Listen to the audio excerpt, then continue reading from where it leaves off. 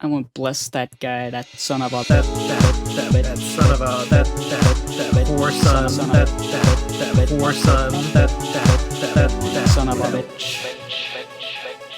Hello and welcome to the Pro Crastinators podcast. It is me, Ben Saint, and Simmsy. No, it isn't. It's me, Oblivion Fall. How's it going?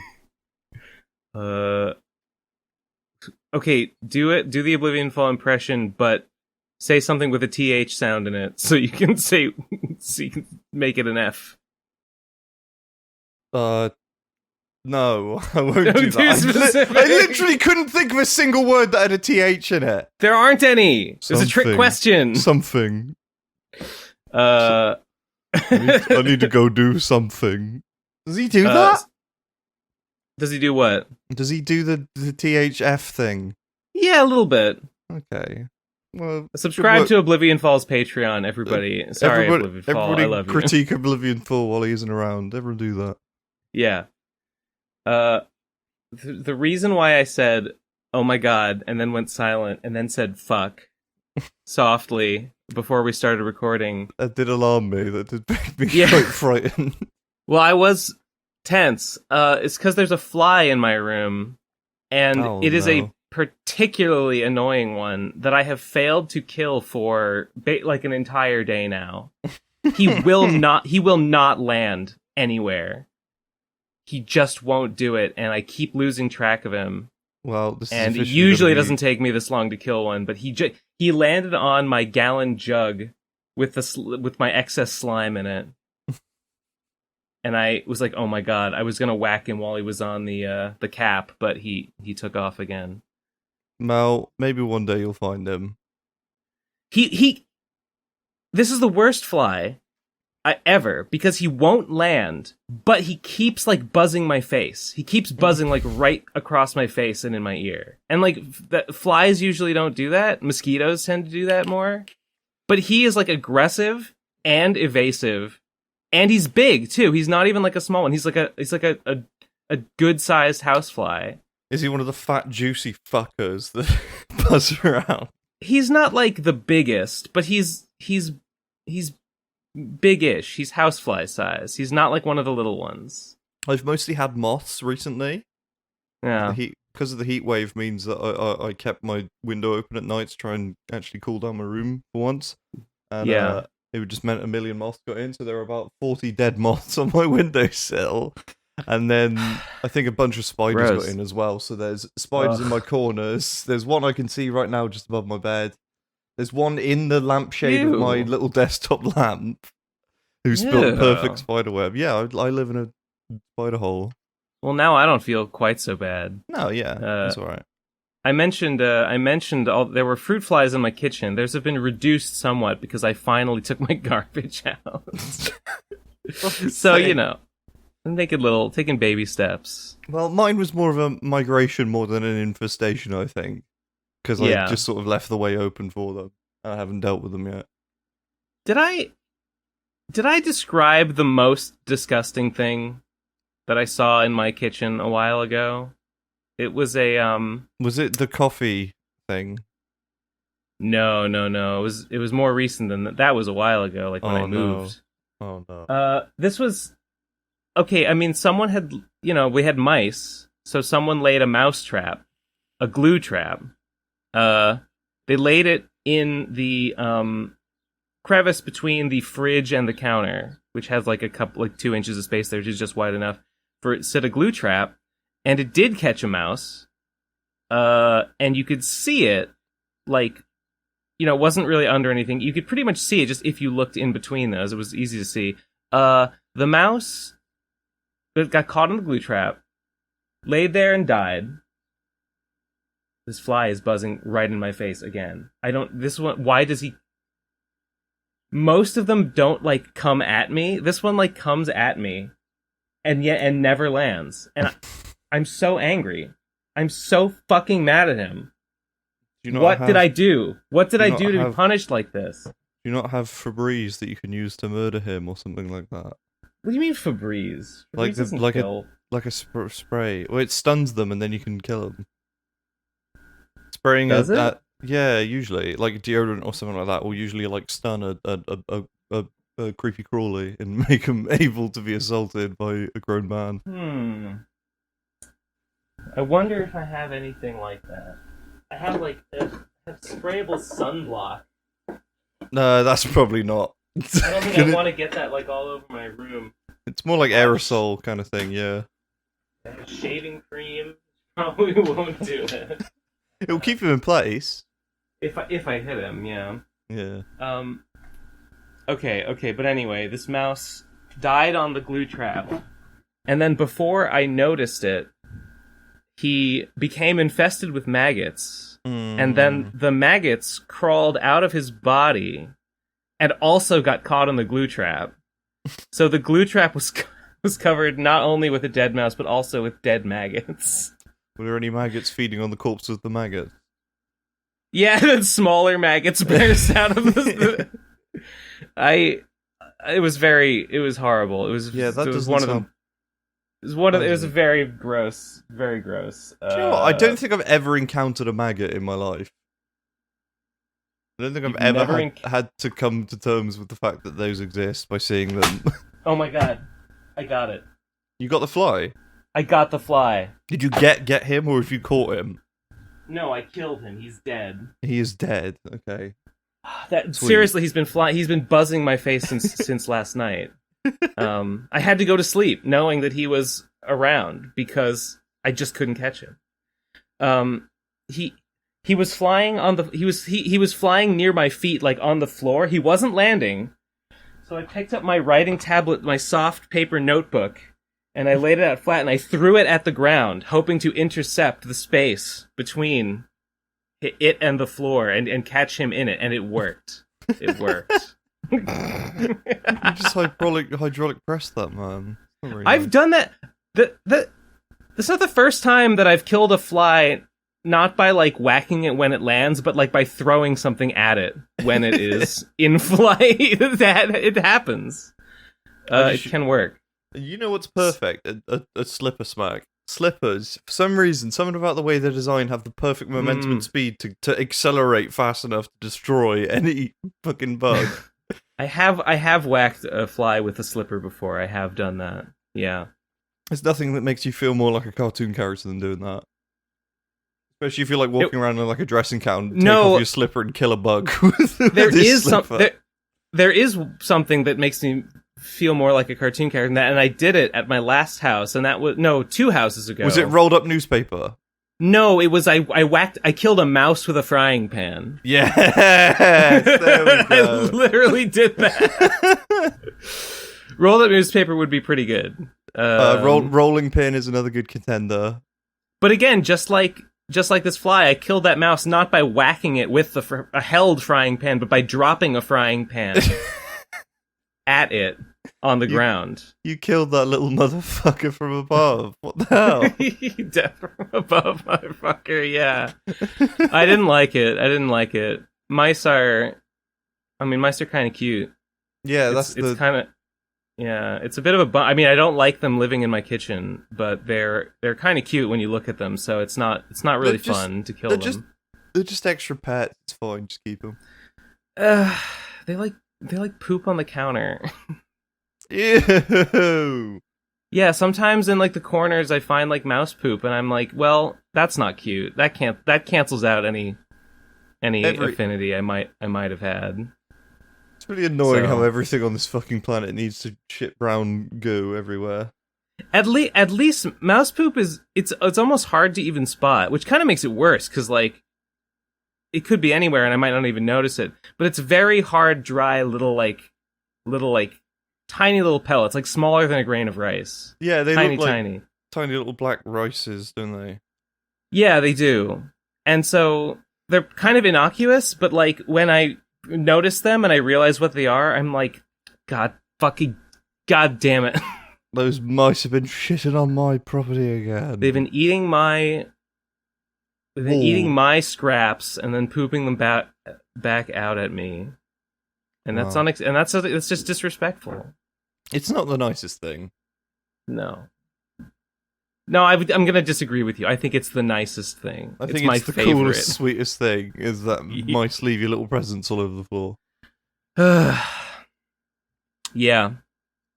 Haven't caught any more. Only caught that one. Caught another one. Only caught like 2 mice in these traps. I know there still are some, but there are less than there were before, so that's good. See, I can't even comprehend like killing a mouse because I've never like had mouse infestation. So if a mouse showed up in my room today, I would probably hide it from my family and keep it. Put it in like a little cardboard box and feed it every night. Yeah, at that other house 2 houses ago, they were a bit of an infestation in the kitchen. They were really annoying, and they are even worse one. I would say they are a worse infestation here at this house. So, yeah, I never had mice as a kid. I would see cartoons with a little mouse hole in the wall and be like, "Lol, what the fuck?" Oh, Jerry, kind of actually based. Garfield. Garfield won't kill the mice. That's funny. Garfield's lazy and fat. I hate fat. Who wrote this? Who wrote this unlikable fat character? Did J.K. Rowling write Garfield? Trying to make me hate fat people by making them not kill mice. Davis, I don't know. I've tried that. J.K. Davis. The blues legend. Blues legend J.K. Fats Rowling or Davis or whatever. Creator of Garfield and Dobby and Hagrid. I was thinking about that slavery thing in Harry Potter. Yeah. I was thinking about that. You know, it's fun to think about, isn't it? As a kid, I want to defend myself a little bit because I liked those books a lot as a kid. You were on the side of slavery as a kid, you will say. Well, of course. I mean they like it. They like it. It's in the text. If you read the text, you analyze it. It says that they enjoy it. There's nothing wrong with it. It literally is. And as a kid, I did not connect it to any like real world thing. I kind of just was like, I guess these slaves I guess they like being slaves, so that's weird. That's wacky, but okay. Isn't that magical and whimsical? It's magical and whimsical. This is a magical fantasy world where slaves love their masters, okay? It's good. It's just like, it's literally Pokemon. We love Pokemon. Everybody loves Pokemon because you enslave these sentient creatures and make them battleship, but it's okay because they love it. Oh no, because it lets them reach their full potential. It's literally the same thing. Hypocrites. Anybody who hates Harry Potter now because of the horrible things that J.K. Rowling has written and said, and likes Pokemon, you are an intellectual fraud and a faker. Hypocrites. Shigeru Miyamoto loves slavery and hates trans people just as much. Look at him. Did you ever see like the leak from Nintendo? I can't remember if it's like fake or not, but it was something like that. Apparently, whenever they would get people to work overtime at Nintendo, Miyamoto would walk in and say, "It's Mario time," and then they would know that meant they had to stay an extra 4 hours to crunch for a video game. It's Mario time? Yeah, apparently. I don't remember where I saw that, but I don't think it's true. But I just thought it was funny. I don't think I've ever heard that. I think I did hear that he would just kind of like walk into people's cubicles and like fuck around with them. Like he would just kind of wander in and out of the office at will and like just like distract people. Yeah. Can't remember who it was. There were some really early like Western developers that were working at Nintendo of Japan. I saw it in like a documentary on Netflix about video games. It wasn't very good, but it was narrated by Charles Martinet, so I watched the whole thing. And there was a bit where they were just talking about the weird attitudes that Miyamoto had, where he put them in like a tiny office on the other side of the building from all the Japanese workers, and he would come in and just go like, "You okay?" And they go, "Yeah," and then he wouldn't look at any of the work they're doing and just leave, or something like that. Oh, that's the dream. It is. It is. They got away with it. I can't remember what they were working on, but interesting. Yeah. Anyway, Harry Potter. Yeah. Harry Potter. Sorry, I said that in the worst way possible. I was just thinking. I just want to say, I didn't love slavery as a kid. Harry Potter didn't make me love slavery. I just didn't think about it. I didn't love slavery, but I loved Harry Potter. I swear, I didn't love slavery. It didn't make me think, oh, slavery's based, actually. Yeah, I would say that I don't think Harry Potter has instilled any poor values on me. I don't think so. Not directly. I am actually immune to propaganda. So that's true. In my opinion, it just doesn't work on me. It's like I would simply not be influenced. It's like you're a grass type being hit by a grass type move. It just doesn't work because you always use propaganda yourself. That's right. Can't use stun spore. Yeah. At least not in like generation like. I was gonna say onward. I was gonna say you can't get hurt by dragon type moves because you use dragon type moves, but that's wrong, isn't it? That's the opposite. Yeah. Yeah, that's the opposite of what's true. Yeah. I don't fucking know Pokemon. I know Hagrid. I know who Hagrid is. Are you not actually familiar with the source material? Oh, with Harry Potter? No, yeah. I've read them. Okay. I've read them. I've watched them. I know. Okay, I haven't watched them. I've watched the first like 4 movies, I think. See, I'm a different generation than you, so I started with the movies. Yeah. I think the first Harry Potter thing I saw was like the beginning of the 6th movie. I watched it with my dad. I watched the whole 6th movie with no context from any of the previous ones. And then we went to cinemas and saw like the 7th. Then I watched all the ones previous, and then we went and saw the 8th. That's so funny. I know. I saw the first movie like in theater. I think I saw the first like 2 or 3. Yeah. And I just got sick of them. I just didn't care after a while. I was scared of them as a kid, so I didn't watch any of them until like funny. Till I was like 13. I was scared of fucking everything as a child. At 13, really? Yeah, I was fucking terrified. I didn't fucking. Wow. Yeah, I think I was like year 8 or year 7 or something. Must have been around then. I mean, I was gonna say I was scared. You probably did not have a Nintendo Entertainment System. You probably started with like the GameCube or some shit. Some Xbox, nonsense. even worse. Yeah. So yeah, on the NES there was a game called Star Tropics. And there were caves, to explore and battle in, and some of the caves were like shaped like a skull. And that scared the shit out of me. The skull cave scared the shit out of me. This is when I was like 7. This is like 6 or 7 or something. So I feel like I have an excuse. Do you remember just like really bad like disc PC games? That whole like early 2000s era of really bad ones. We had one that was like Zoo Vet, and it was just like really weird, like semi-pixel art, like realistic painting things of animals, and you just like dragged like needles into them and like sewed them up and stuff. Oh, and Zoo Vet. Yeah. Oh, yeah. I don't know if like a zoological veterinarian. Oh God, that kind of thing. I looked up screenshots of it. Is that a game? I don't remember what it was called, but it was something like that. There are games called Zoo Vet that come up when you Google it. Okay, there's a bunch. Like that. So I'm not sure which one. I'm gonna have a look, even though I'm scared. Some of these do look pretty bad. My sister used to play it, and I would hide behind her and cry when the monkey was being sewed back together. I mean, did it show like surgery? Yeah, it showed like gooey bits. Ew. I think it was this. Yeah, hang on. Here's a screenshot of a lion getting shit on his asshole. What? No. It was this kind of thing. Okay, it was like bad. It was like bad 3D renders. Oh, that's gross. It is. There was one where you open the monkey's chest, and that one really upset me. Ugh. Yeah, I could see how it would. That one scared me. That was an early video game scaring experience. Just the whole vibe of Rayman 2 freaked me out, even though I really liked it as well. Of Rayman 2? Yeah, that game's just weird and dark and strange. Just the aesthetic of it really creeped me out. I was a big pussy. I don't think you understand. Which one's Rayman 2? Rayman 2 is the 3D one. Yeah.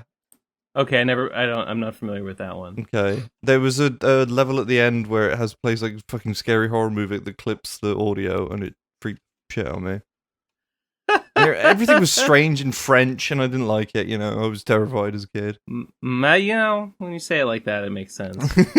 I was scared of Hieronymus Bosch paintings as a child. But I mean, those are kind of meant to be creepy and scary and off-putting. So I guess of course it's they probably are. not that weird. Yeah. What else scared me as a child? I mean, to this day, I can't watch horror movies. Yeah. I don't like the emotions that they deliberately set out to evoke. I was obsessively, massively squeamish when I was younger, which I've sort of overcome. But it would be even be things in the Star Wars prequels at the end when Anakin gets burned in lava. I would fucking scream and run away from the screen because I thought it was gross that his skin was coming off and was burning. It is. It is gross, yeah. Yeah. But if you look at it, the effect is a little gruesome. It's just a guy with black shit all over his face. I mean, sure.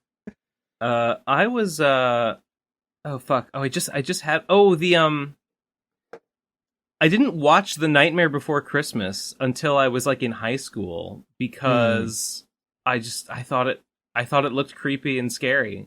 I think I saw a clip from it, maybe from a commercial where there's the part the doctor pops his head open and rubs his brain. Yeah. And there's the part where the real world kid opens the present that Jack left him and he pulls out a shrunken head. And that scared the shit out of me. Actually, I misremembered it. I misremembered it as the kid pulls the head out of the box and the head starts screaming. The head does not start screaming in the movie, but I had I imagined that it did, and that thought terrified me. Yeah.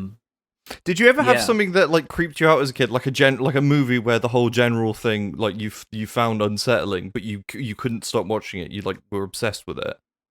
Something I was creeped and unsettled by, but you really enjoyed it and wanted to keep revisiting it.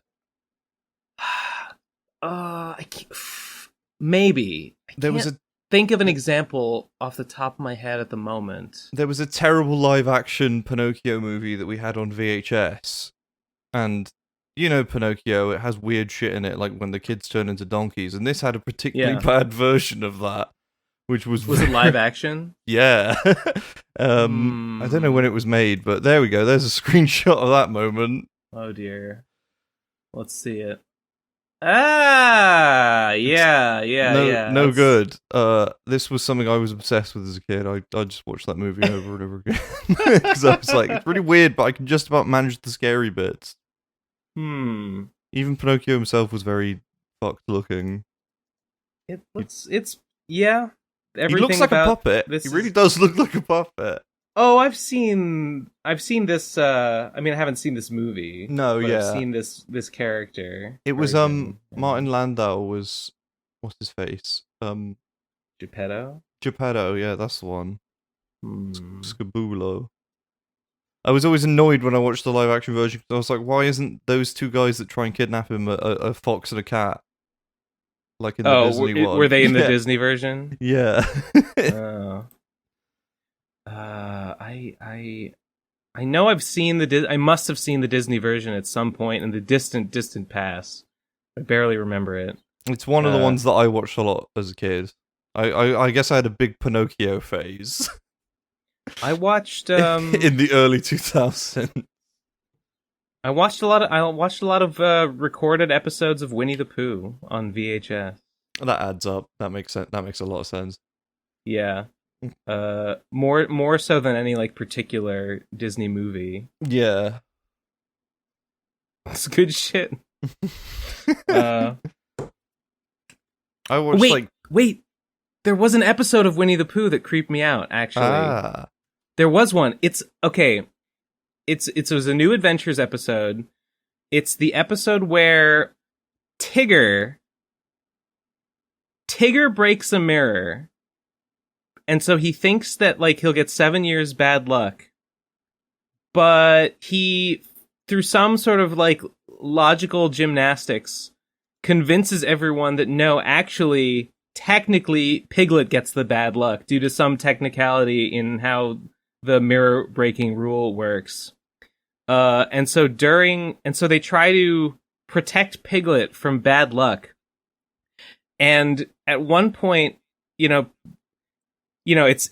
Tigger's thoughtlessness and his carelessness that keeps inflicting terrible things on Piglet. And so he gaslights Piglet. Yeah.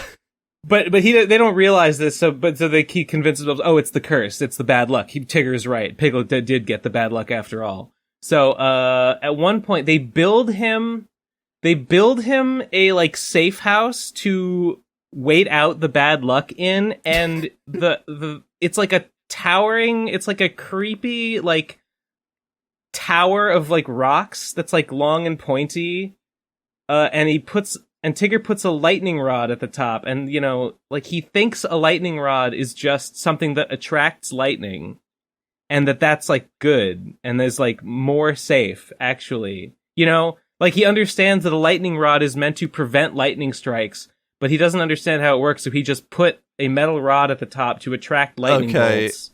And that's therefore so stupid. And therefore lightning strikes the safe house and explodes it. And kills Piglet. And kills Piglet, yeah. And he has to go to the zoo vet. Well, it explodes the house, and Piglet is left sitting at the bottom of it, and he's like completely traumatized by the fact that his house has exploded around him, and so he's just sitting there like catatonic, like staring straight ahead with his mouth twitching, just going like and there's a shot like you see him after the explosion, and he's just staring straight into the camera with his mouth twitching, and then there's a match cut to another scene where Piglet is still sitting there, staring straight into the camera, mouth twitching, while Pooh and Rabbit, like, sort of think, ponder, and they walk back and forth behind him, thinking, like, what to do, what are we gonna do about this bad luck curse? And for, like, a full minute, Piglet just stares straight into the camera, catatonic, mouth twitching, and I found it very unsettling. Because he just looks really, I don't know, scared. I love little and things sort of like that. His face is kind of twisted up in a sort of rictus expression of horror. There is a lot of them in like cartoons, like specific little things that like probably wouldn't bother anything else, but always bothered you. Me? No, like the royal you. Like Mm. everybody has one little thing that from like a cartoon they loved as a kid that was like, I didn't like that bit. I feel like I spent a long time describing that one, but there was another one. There was an episode of All That. I don't know if you're familiar with All That. Is it sitcom? Kids No, sitcom? it was like a sketch variety comedy show for kids. Okay. It was on not Snick. Yeah, Snick. Was like the Saturday night like Nickelodeon block. For, like, marginally older kids, maybe. It's the cooler, hipper one. A little bit, yeah. Yeah. But All That, it had Keenan and Kel in it, and Amanda Bynes. Is it, the All That diaspora is extensive. The big names, The big names, yeah, the big names. Lori, who could forget Lori Beth Dinberg? I certainly didn't. Yeah. Whatever happened to her?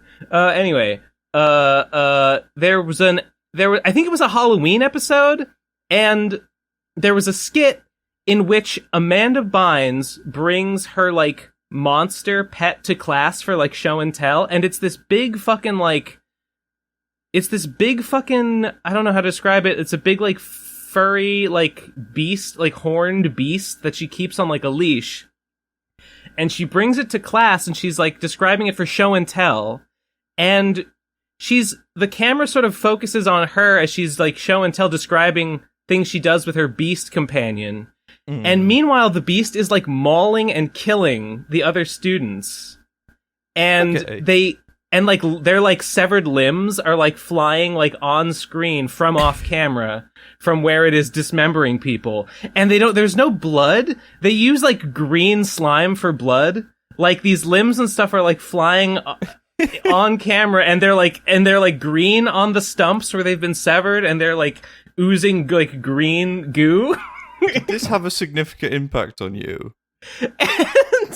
And it just goes on. It just goes on and on. Like, kind of the point of the scene is how it goes on for a really long time, and everyone's like, hey, we're being mauled to death, and the teacher's just like, don't be rude, don't interrupt, and it just goes on and on until they've all been killed. That seems like a forgotten, like, Treehouse of Horror Simpsons sketch.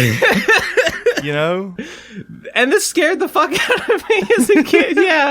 Yeah. When I describe it, but that's exactly what happened. It upset me a lot. I think my parents got like kind of annoyed at it because like it really like disturbed us children at the time. We were like, we don't want to go to sleep because we're afraid. We're afraid that the big purple monster's going to kill us. He was not purple. Okay, he was whatever. Brown. I'm just imagining normal colored. I'm just imagining the big fucking thing from Foster's Home for Imaginary Kids. Yeah. There's like a big fat purple guy with horns, and that's all that's popping into my head. He looks sort of like a cross between like Beast, like Beauty and the Beast, and like the Babadook. Okay. Yeah, that's a good combo. He was a horned monster of some kind. He was a villain. That's all we need to say. Yeah. Okay. That was another time a children's media scared me, a child. See, I was much easier to scare. Remember the episode of SpongeBob where they're looking after a caterpillar butterfly thing, and then it shows a close up of the butterfly's face?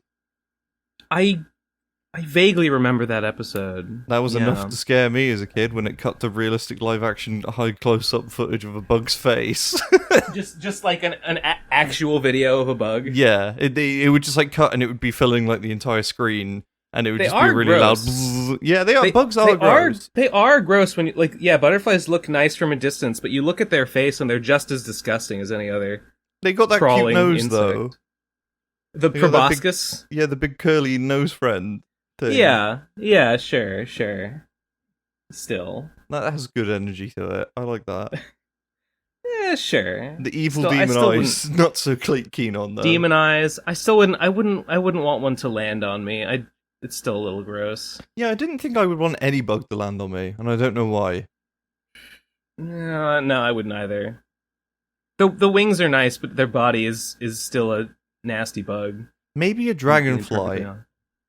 Oh, yeah. I mean, I think dragonflies are cool looking, but still, ugh.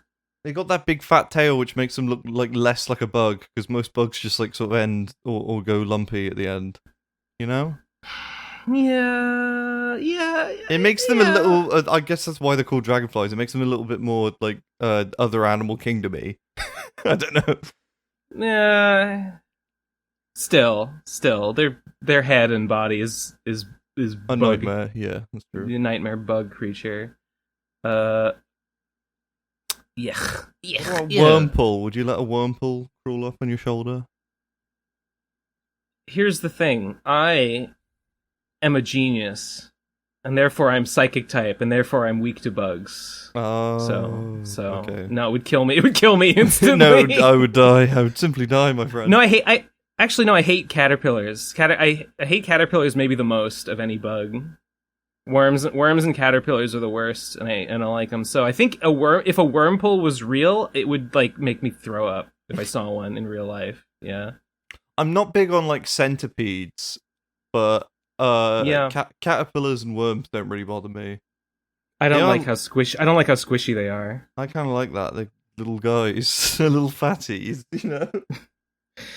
Yeah. I have dreams with worms in them sometimes. It's like a kind of a recurring recurring thing. That sentence was enough to make me laugh then. I have dreams with worms in them sometimes. I do have worm dreams. Occasionally I'll have a worm dream. And it's always I'm never as disgusted in the dream as like I should be, and I'll wake up and be like retroactively disgusted, like, oh god. No, yeah, that's the horrible. way with dreams. You never, Yeah. your emotions are always like half of what they would be if this thing happened. Sometimes I'll be really angry in a dream, like I'll be screaming, and then I'll wake up, and it's just the next moment, but I'll just be like, huh, yeah. I was really mad. I find that Dream Me has a lot of passivity to him. Like, I remember there was one dream where I can't remember how it happened. For some reason, my entire genital area was gouged out and was just a big bleeding, fucking gaping, like, cannonball wound, basically. Yeah. And I was like lying in hospital and talking to someone. I was like, it is what it is. Things happen. It is what it is. What's the Japanese? It is what it is. I have no idea. What the fuck do you think I am? Well, it's a common phrase you hear in anime and stuff. Konnichiwa, arigato. Shogunai. It can't be helped. That's so good. Shogunai. That's what I said. You look down, you're you've been bisected at the mid. Shogunai. It is what it is. These things happen, I guess. Yeah. It's always shit like that. There was one where I was like where I had a dream in high school where I was like in a zombie apocalypse and I was with the girl that I had a crush on, and I was like, don't worry, we'll make it through this. We'll rebuild the world. Stuff like that. For some reason, Dream Me seems to be like a wise, sagely, completely calm. Just not sweating it that much. Just not worried about it. Yeah, exactly. Basically. Listen, in a situation like that, you gotta step up. You gotta calmly analyze the situation and just like, all right, here's what we're gonna do. Or You're gonna put the plow on the front of our Mack truck, and we're gonna drive through this parking lot. Or you kill literally everyone you meet, be they human or zomboni or whatever. Sure. Yeah. Is that what happens in The Last of Us? I don't remember. I haven't played The Last of Us. I played it for the first time recently. There are bandits. There are bandits that you do have to kill in The Last of Us. Yes, that's true. I believe the backstory of the main character is that during the 20 years of the zombie apocalypse, he would do anything. So he would just kill like everybody he came across. Engaged in some light banditry. And then he meets a girl and says, "Oh, what if I can be daddy again?" And then he becomes daddy again. What a beautiful story. Beautiful. Actually, I only know the story of it because I've seen the Action Button review. Yeah. I haven't seen that one. Now that I've played it, I should watch that one. Oh, you have? You know, I've seen all the Action Button reviews. What was it? I was That's a pretty good one. I was just drawing and I had like Matthew Matosis and Noah Caldwell in the background, and I got all of their Last of Us videos in a row, and I was like, were they just auto like recommended? Yeah, because I think I was watching like a Metroid one, and then it went to Matthew Matosis' Last of Us one, which came out in like 2014, so it was like really weird and tearing him back then. God, his old videos have held up really well though. Who, Matthew Matosis? Yeah, they're like exactly the same, except the mic quality's a bit different and he's a bit higher pitched. Yeah, but he said the N-word that one time. So oh yeah, he did. Yeah, he can't. we can't condone him. He said it in an Irish accent though, so it doesn't count. Yeah, it's true. Yeah, it's true. That's true. I mean, Irish people were also called that. Shit, so. I completely forgot about that because I've never rewatched that review because I don't care about BioShock. I like that review because I hate BioShock Infinite, and he also hates. I mean, a lot of people hate it. I played it and thought it was bad, but I don't particularly hate it. But I have never played a single other BioShock game. I watched Nate play it, and I thought, okay. And then upon thinking about it more later and hearing more people talk about it, I kind of realized that it's pretty despicable, actually. Yeah. It do suck. I would say it do suck as a game. Yeah, I would say so. As a game, As a gamer, I think I can... as a game, it sucks as a game, and it sucks as like a piece of gaming culture. It's like a regressive sort of damaging piece of media. That game has such a huge fan base. That game specifically, BioShock Infinite. People love that game. I know so many people that stand by it. I get what there is to. I get what's appealing about it. The setting is kind of cool. It looks nice. Yeah, that's about it. Yeah, everything else about it is bad. It's kind of bad. Like the gameplay, even. As a guy who I didn't actually play it myself, so I can't as somebody who likes a good shoot bang, and playing that game came out 10 years after Halo 1, and it plays excrementally worse. Excrementally is a good word. That's a new phrase, You've combined some concepts there. I definitely did not fuck up and say the wrong thing. Let's move on. BioShock Infinite suck. Last of Us pretty good. Yeah. Sure. I mean, Tim likes. I think Tim likes Last of Us more than I would. Yeah. Tim finds some interesting things to appreciate. I think Tim has a little bit of a sort of Gen X boomer sensibility in the things that he appreciates that I think I am a little... He's a little bit, this is awesome.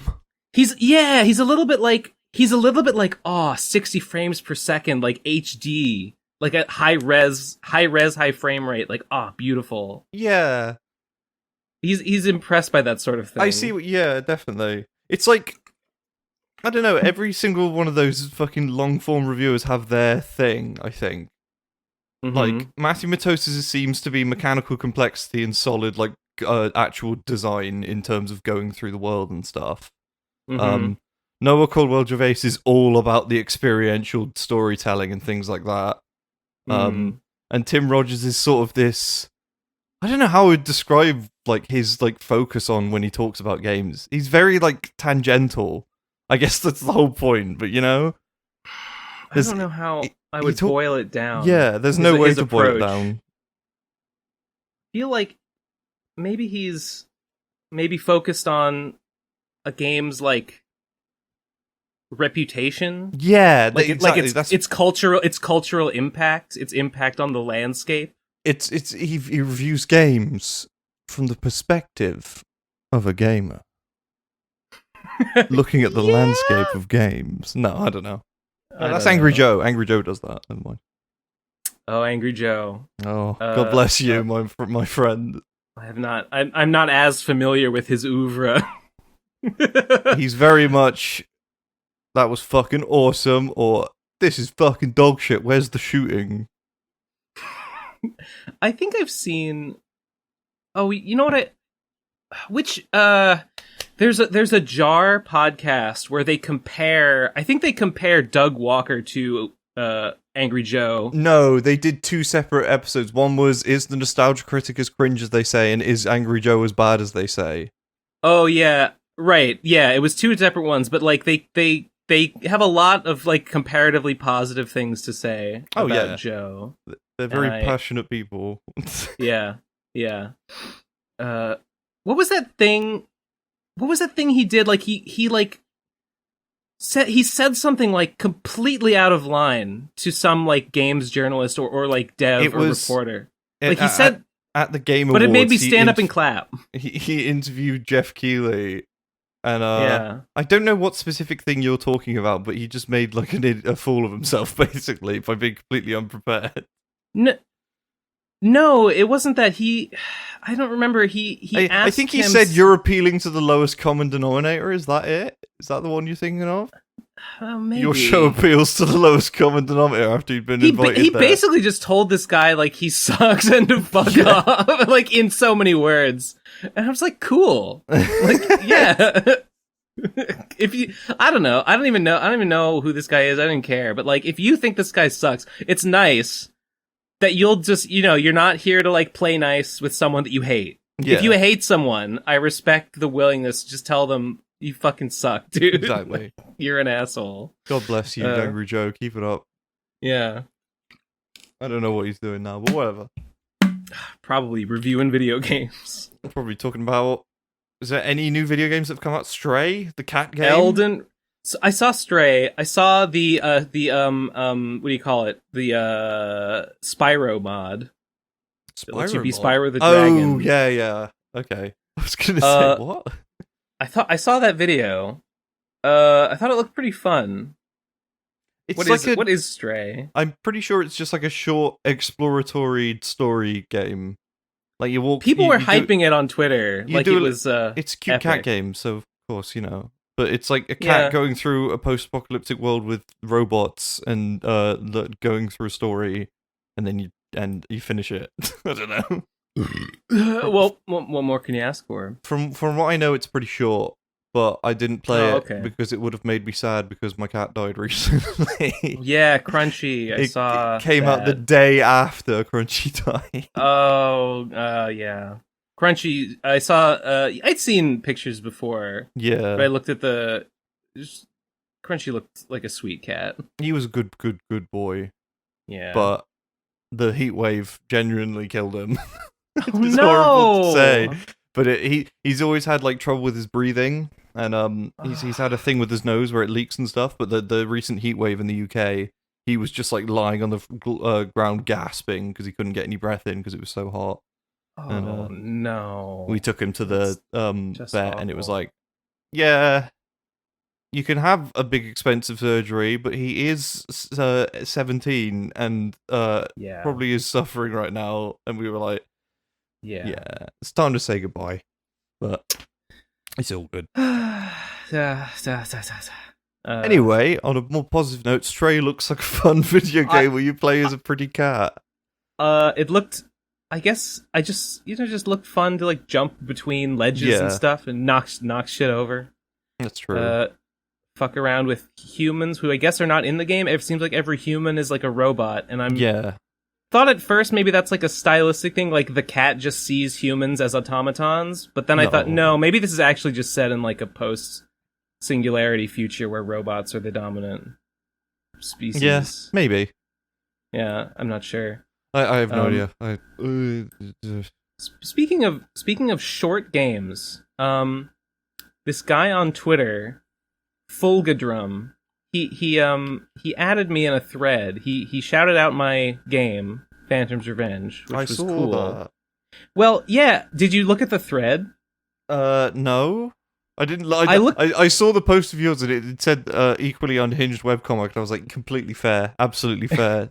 I should when I do the Kickstarter, I should market it as unhinged. I think that's a good angle. You could put that as a quote, like a pull quote.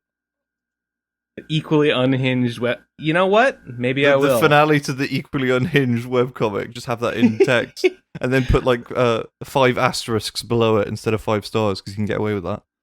It will trick people. Now I'm. Yeah, this guy didn't give any stars, but who's to say that the 5 stars that I placed in quotations underneath his quote, I didn't say they were his stars. I just put them there. Those aren't stars. Those are asterisks, and they're there for an unrelated reason. They're just decoration, bro. That's part of the art. But oh man, on that subject, well, I don't want to. What was the thread? Okay, yeah, on the subject of the thread, it's the thread about short RPGs, and just some of them look super awesome. They look better than your game. I mean, I wasn't gonna say it like that, but I mean, some of them do have like a very cool aesthetic to them. I'm just scrolling through these and like, there were some that stood out to me. Like, look at this shit. This game, I guess, is called Strife of Cosmos.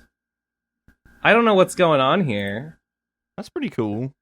But I just think it looks awesome. It's a little brain rot, so many things on screen for me, but yeah. Exactly. I prefer to cut down on the aesthetic a little bit, but that does look like an RPG to me. This one looks really cool. I don't know. I was going through these threads. Some of these are like 2 hours long. Yeah. I might actually go and like play some of these. That'd be fun. Maybe on like a stream or something, going through the rest of them. That'd be cool. Yeah, maybe. Wait a minute. Oh my god, this one's called Slimes. This one's called Phantom's Revenge by It's Also Ugly. Oh my god, that sounds like an epic video game. This one's called Slimes. Alright, I gotta play that one. Yeah. On the subject of the book, since the Unhinged webcomic, I worked like all week. I basically spent like this entire week just doing shit, man. Just like doing work on like the format, just like formatting files to fit the goddamn template this Chinese company wants me to fit to have the stupid book printed. I'm almost ready to print a test print. And I don't know. It really bummed me out. I just felt like I worked like every day this week, and it feels like I'm barely closer to having it done. That's not true. I am close to having it done, but the progress is slow and incremental. But you've done so much of it that you are actually doing all right. I'm almost there, and when I get it sent off, and when I send her some money, and she's like, "Okay, thanks, you'll have the book in like 3 weeks," I'll be like, "Thank God." But I'm not quite there yet, so it feels like I've worked and accomplished nothing. Yeah. I don't know. It was a bit of I seriously did nothing else this week. I didn't get to play any more Mega Man Legends. I didn't get to work on that video project basically at all. I have put that. I'd be like, no, finish the next step of the book. Finish the next fucking book thing. Do I know what the video project is? I don't think I do. I don't think I have. Okay. I don't think I have told you about it. Do you want to know? No, I don't. Okay, good. That's fine. I want a surprise. I need some surprises in my life. I have told. I think Gib might be the only person who I've like. That probably adds straight up, just told what it is. I think maybe one or two other people have guessed it or no. Okay. Yeah. I probably, if I thought about it, I might be able to guess it, but whatever. Perhaps, maybe. Yeah, if you're not an idiot. Yeah. Eleazar, bleep that out. Oh shit! That's not exactly it, but it's kind of it's sort of on the it's too close. You're doing a Eleazar bleep that out. Can't believe you're reviewing Ben. Bleep everything. Oh no! No way. No, that's not quite okay, true. I was gonna say. Okay, Eleazar, get ready to bleep a lot of stuff. No, I'm doing a lecture where I'm doing a lecture on. Nice. Right, but no one can know. It's a secret. Okay. Is it just like a straight video to audience lecture? Are you gonna? Yeah. Okay. Cool. There was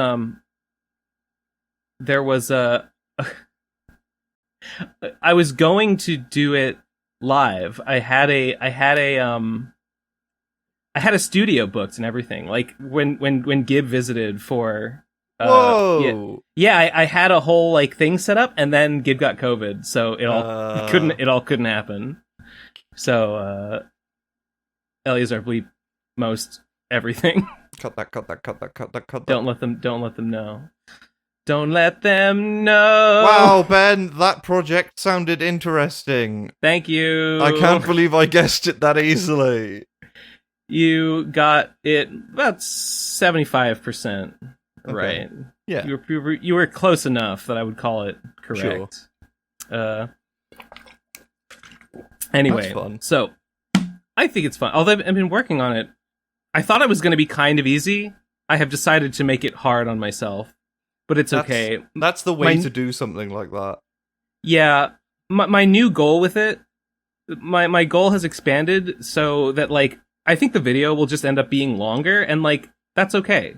Long videos are good. People like them, and they do well on YouTube, so I don't even think that's a problem. Yeah. So that's, but I didn't get to do it, because I have just been doing, book stuff, and like I Lame hate formatting. it. bit. Hate this stupid fucking book. It sucks. Uh, It's not even why- that unhinged, to be honest. Yeah, it's not unhinged enough. No, not even close. It's more unhinged via context than actual what happens in it. You know, speaking of context, I mean, I guess Chris Chan's going to trial now. Yes. I thought, like, I wonder if I can use that for marketing purposes. Ben, What? we've been down this rabbit hole before. I'm in it. I'm down it. I'm at the bottom of it. Ben, do I have to be one of the people in the comments who said, "Oh, whatever happened to Prime Directive, Christian Ben?" Well, she can't hurt anyone anymore. That's true. I suppose. She's going away for a long time. I don't know. I saw Chris Chan trending because the announcement came out that the case is going to trial. Did you rub your hands together and then look at all your formatted Phantom's Revenge comics on your computer? I don't know. If the trial was happening and there was like news coming out about it, I don't know. Maybe it would. Maybe I could use that. How long has it been interest. since Chris Chan was arrested? Is it a year and a half now? Something like that. I don't think it's that long. Wait. I think it might be. Wait, when did I put out Sonichu 102? That would be a good... Because that was like right after. 11 months ago. Yeah, so almost a year. Oh, okay. Yeah. I'm overestimating time. Did it have an exact date? What July. a wild ride it's been. Actually, I put out that video on July 31st. Wait, so it was exactly a year ago today. What? Wow. Well, that video came out exactly a year ago today. That's amazing. That's funny. That was days afterwards. It was a few days afterwards. Yeah. That's Less weird than a that week. we're recording on the exact... Wow. That's funny. Yeah. Only a paltry 200,000 views. Paltry. Such a shame. Such a shame. Deserves 10 times that many. Hang on, what's my biggest tweet got in terms of impressions? How can I ratio with that? Is that I bet not. Tweets don't get 200,000 likes. Maybe impressions. I got 418,000 impressions on one of them. Wow. On which one was that? It was a drawing of a character from My Hero Academia that was like an unfinished sketch dog shit, and for some reason it got 23,000 likes on Twitter. I don't know. Why did this one blow up?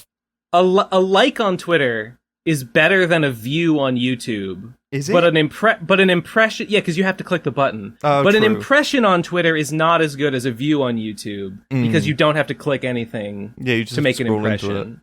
Yeah. I don't know. Yeah, my Twitter's gone nuts recently. I saw you gained like 10k followers this year, right? I've gained 14.6k followers in this month. Oh. And I don't know what happened. I just put out 2 banger tweets at least. 2 drawings that just did really well. Which ones were those? It was Nico Robin and that one I just sent you. Is it the My Hero Academia? Yeah. And then this one. And they're the most Oh, boring yeah, I saw this. They're the most boring drawings ever. What I would consider a pretty typical Simmsy outfit. Yeah. Yeah. There's nothing special about this. I don't know why they went beast mode. Yeah. I don't know. I mean, maybe it's just I'm scared because your account is bigger, and so like when you have a hit tweet, the hits growth just is get bigger. exponential. Yeah, I suppose Yeah. so. But how can I monetize that? Why can't I make it so that people have to pay me $1 to follow me? Can you do that? No, I don't think Aren't so. super, You can do super followers? You can do that stupid super follow thing, but I don't know what the fuck that is. Okay, speaking of stupid Twitter features that I don't like, you ever seen Twitter? I think they're called Twitter Spaces. Yes. There's like someone like it's like an audio call that you can join and listen to someone talk live if you want. I saw someone was doing one. This guy Alex, I think it's pronounced Deegan. Do you know who that is? No idea. It's a guy. He made a book called oh fuck, what's the title? He's done a couple comics, graphic novels. Right. Soft X-ray Mind Hunters. Soft X-ray Mind. Let me just post an image so you can get an impression of what sort of art this guy does. Oh no! Am I going to be overjoyed or disgusted? No, it's joyful. It's joyful. Okay, this is not the best image, but here's a sample. The word "soft" has me concerned. No. Oh, okay. Yeah. I mean, there cool. are some boobs, I guess, but like, whatever. This is neat surrealism stuff. Yeah. He did this book called Soft X-Ray Mind Hunters. My friend John lent me that book. I read it and I thought it was cool, and I followed this guy on Twitter. He's not like super big on Twitter or anything. Yeah. But he was doing a space the other day, and I was like, "Oh, it's that guy. I guess I'll join the space and see what's up." There was nobody else. There was like one other person in the space, and I joined it, and he was just playing some hip hop music, and the text, like chat in the space, just kept like sending messages of the lyrics of the song, and I think it was automated somehow. And I was like, "What's the fucking point of this?" He was just doing a karaoke stream. He was not singing. He was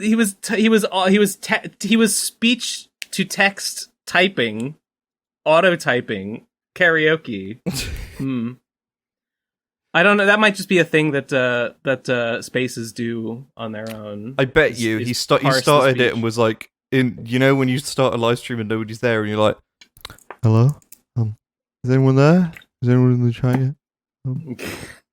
Okay. I don't know. That kind of thing where you're just sort of like waiting for someone to show up, and then you got bored and started listening to music, and then he was like, "How can I turn this into a thing?" And then started spamming the audio. I don't know. Well, I mean, I joined it for like 5 minutes just to see what was going on. Nothing was going on. You were like, "Haha, that's crazy. Bye." I'll talk about this on my podcast. I can mine this for content. Mine anything for content. I have seen that's the only space I've ever joined. I guess I would call it a bit of a disappointment, to be honest. But maybe some other spaces are good sometimes. I think I joined one from some artist. I don't remember who it was, but I blocked them shortly afterwards because of something not okay they said on the space. And I was like, I don't think I want to be aligned with that. So you were in the space and he said something and you were oh no. I joined the space and was like just listening, and then he said the F word that is offensive to the gay people. And said that to the chat, saying, "You guys are the F word that is offensive to the gay people." To the chat. And I was like, yeah, I don't think I want to. Have you seen, this is not entirely related, but have you seen the one thing that Neil Cicierega like ever said to JonTron? No. Is it great? Yeah, it is great. I'll try to find the image, but basically, like, JonTron, I think Neil like made a tweet in like a thread that John was tagged in or something, and John replies like, "Hey man, like, big fan, keep up the great work." And Neil says like, "Thanks. All I know about you is you were a huge dick to someone that asked you not to say the R word."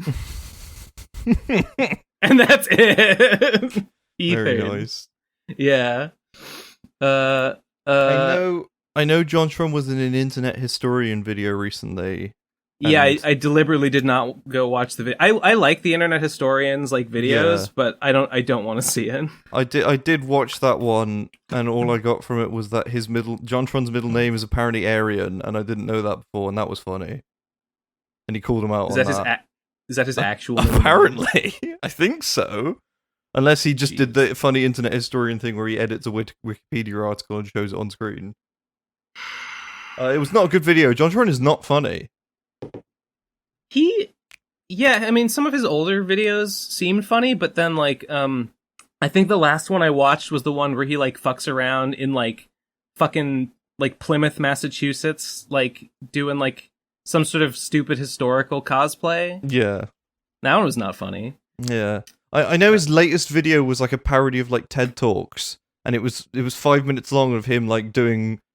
You know when, like a sketch comedy where it's, like, hard cutting between the like, a guy pretending to be a motivational speaker just saying weird things? Like, you gotta be motivated. Time to move. Like, shit like that, you know? Like, do you know the kind of vibe I'm talking about? Like, trying to pretend... I don't really know. Just, like, acting and pretending to be a funny motivational speaker who's embarrassing. It's like that. And it's, like, a 6-minute long video, and at the very end, it's just, like, an advert for Raid Shadow Legends or some shit. Or Dislight, or whatever that is. Some other fucking game. I don't know what that is, but okay. It was like an ad disguised as a comedy video, and it wasn't even where he put an ad in one of his normal videos. It's just that. I can see how the premise could be funny, juxtaposing some kind of embarrassing motivational speaker with someone else's sort of like grim reality or whatever. I would like to confirm. Not funny. Okay. All right. Yeah. I like the internet historian. Yeah. I mean, thinking back, I definitely get the sense that his personal politics, are maybe not great, but it doesn't really come into his videos. Yeah. Much. So I kind of just like if he's not going to make a big deal about it, then I guess I'm not going to complain about it. Yeah. So you know. I like Internet Historian, yeah. It's one of those channels that I will let play in the background, rewatch videos a lot. Yeah. Because they go pretty I've cool. rewatched them I've seen a couple of them a few times. Yeah. They're good. They're good. Not interested in his like secondary channel though. I do like his secondary channel actually. Oh really? Yeah, it's just them like rambling about like life stories and stuff. But I find that fairly entertaining. I haven't checked it out. The JonTron episode sucks though. Okay. Yeah. The old I at some point I think it was that like old timey colonial video. I think I just decided, you know what? I just don't think JonTron is funny, and I don't think I will ever watch another JonTron video.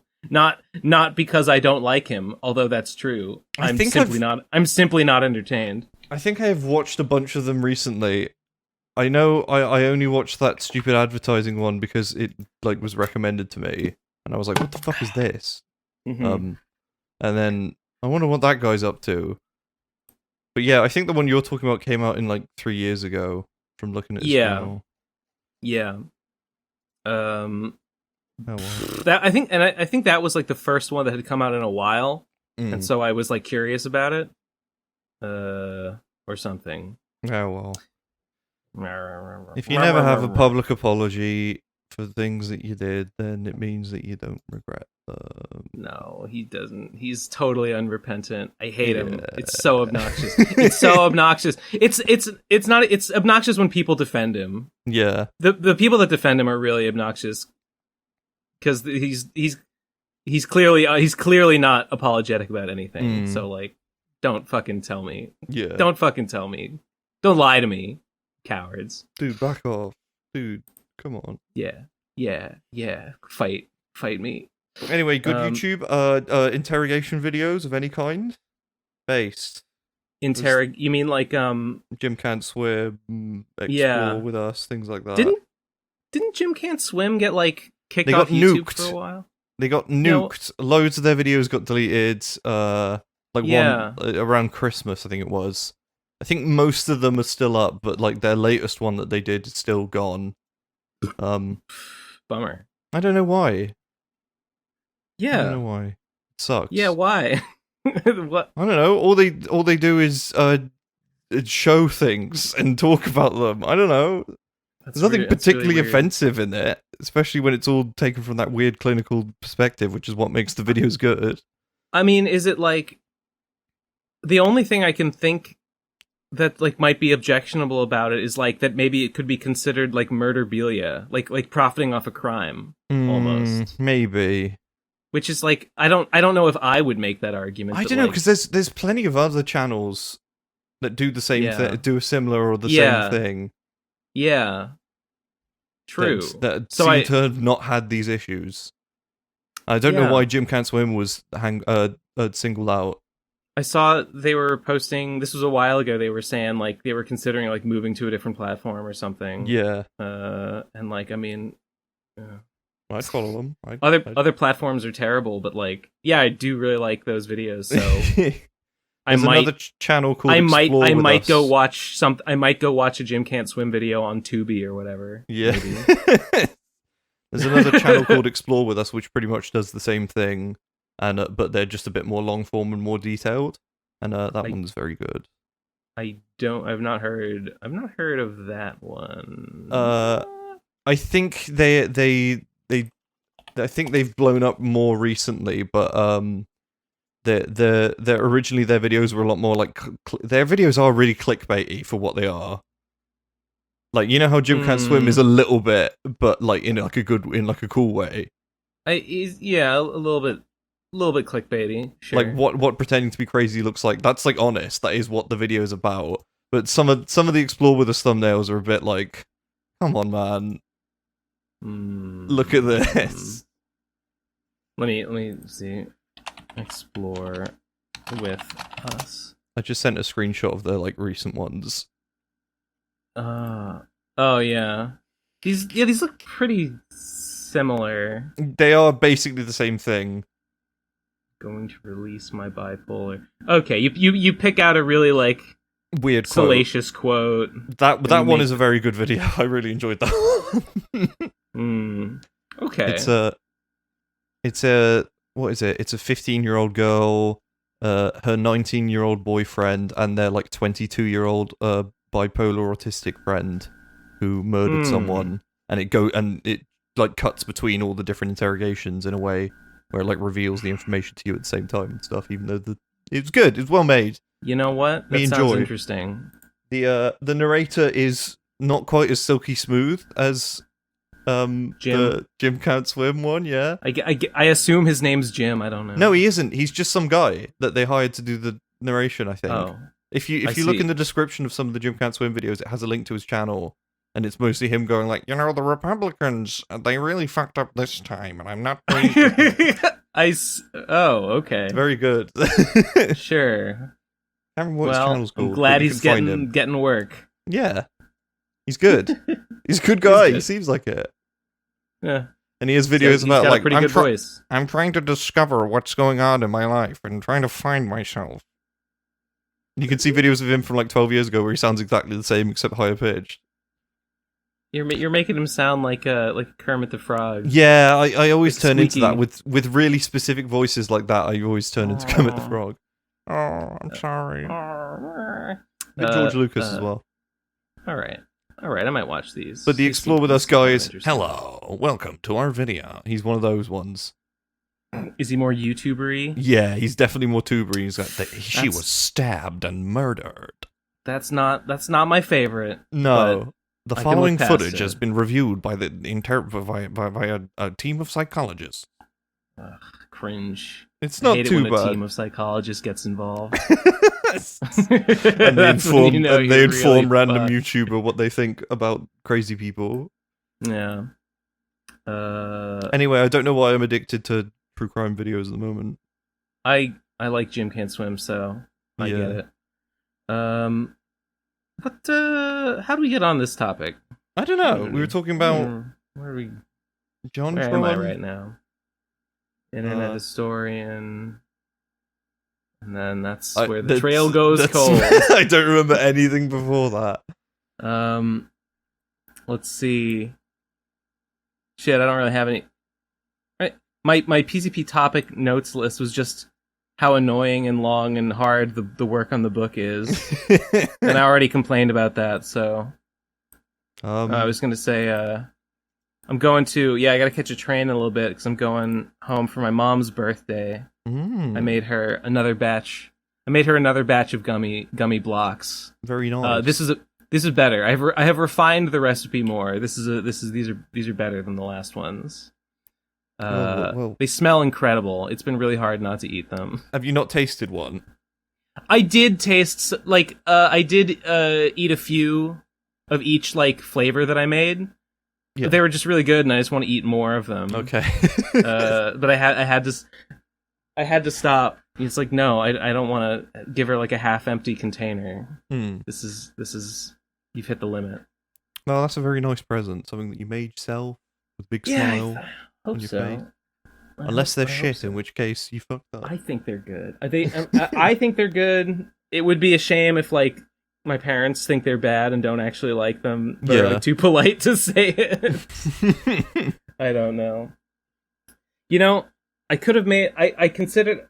Since I know how to etch glass now, What? I could have. I learned how to etch glass with chemicals. You can't just learn how to easy. do that. That's what computers do. Nobody does that. No, it's easy. No, it's easy, bro. They do that in big factories. That doesn't happen in real life. I was talking about this because I made those slime bottles, and I etched into the glass. I etched the like product of New Los Angeles City into the slime bottles that I gave out at RFCKCon. I was thinking I could maybe etch like a glass container or something, but I didn't really have any appropriately sized glass containers to present this candy in. So I thought maybe next time. Ben's gummies. Ben's gummies. Where do you keep all your gummy chemicals? Are they just like in a cupboard? They're just in a cupboard because like I don't really. I did get some weird stuff, but I ended up not using most of it. I just use. You got like eggs, bread, milk, monosaccharides. Now I use it's all I really use is just sugar. Sugar. I don't really use the pectin anymore. Sugar, corn fiber, corn syrup. Actually, no. I ordered a big bucket. I have a big bucket of corn syrup, 50 pounds. That's all you need. Yeah. I mean, it's cheaper to buy in bulk. So, sugar, corn fiber. Corn starch, water, citric acid, and then I have a little box full of like flavors and colors, and like that's it. There we go. Did I forget anything? Wait a second. Let me consult my notes. Consult my master list.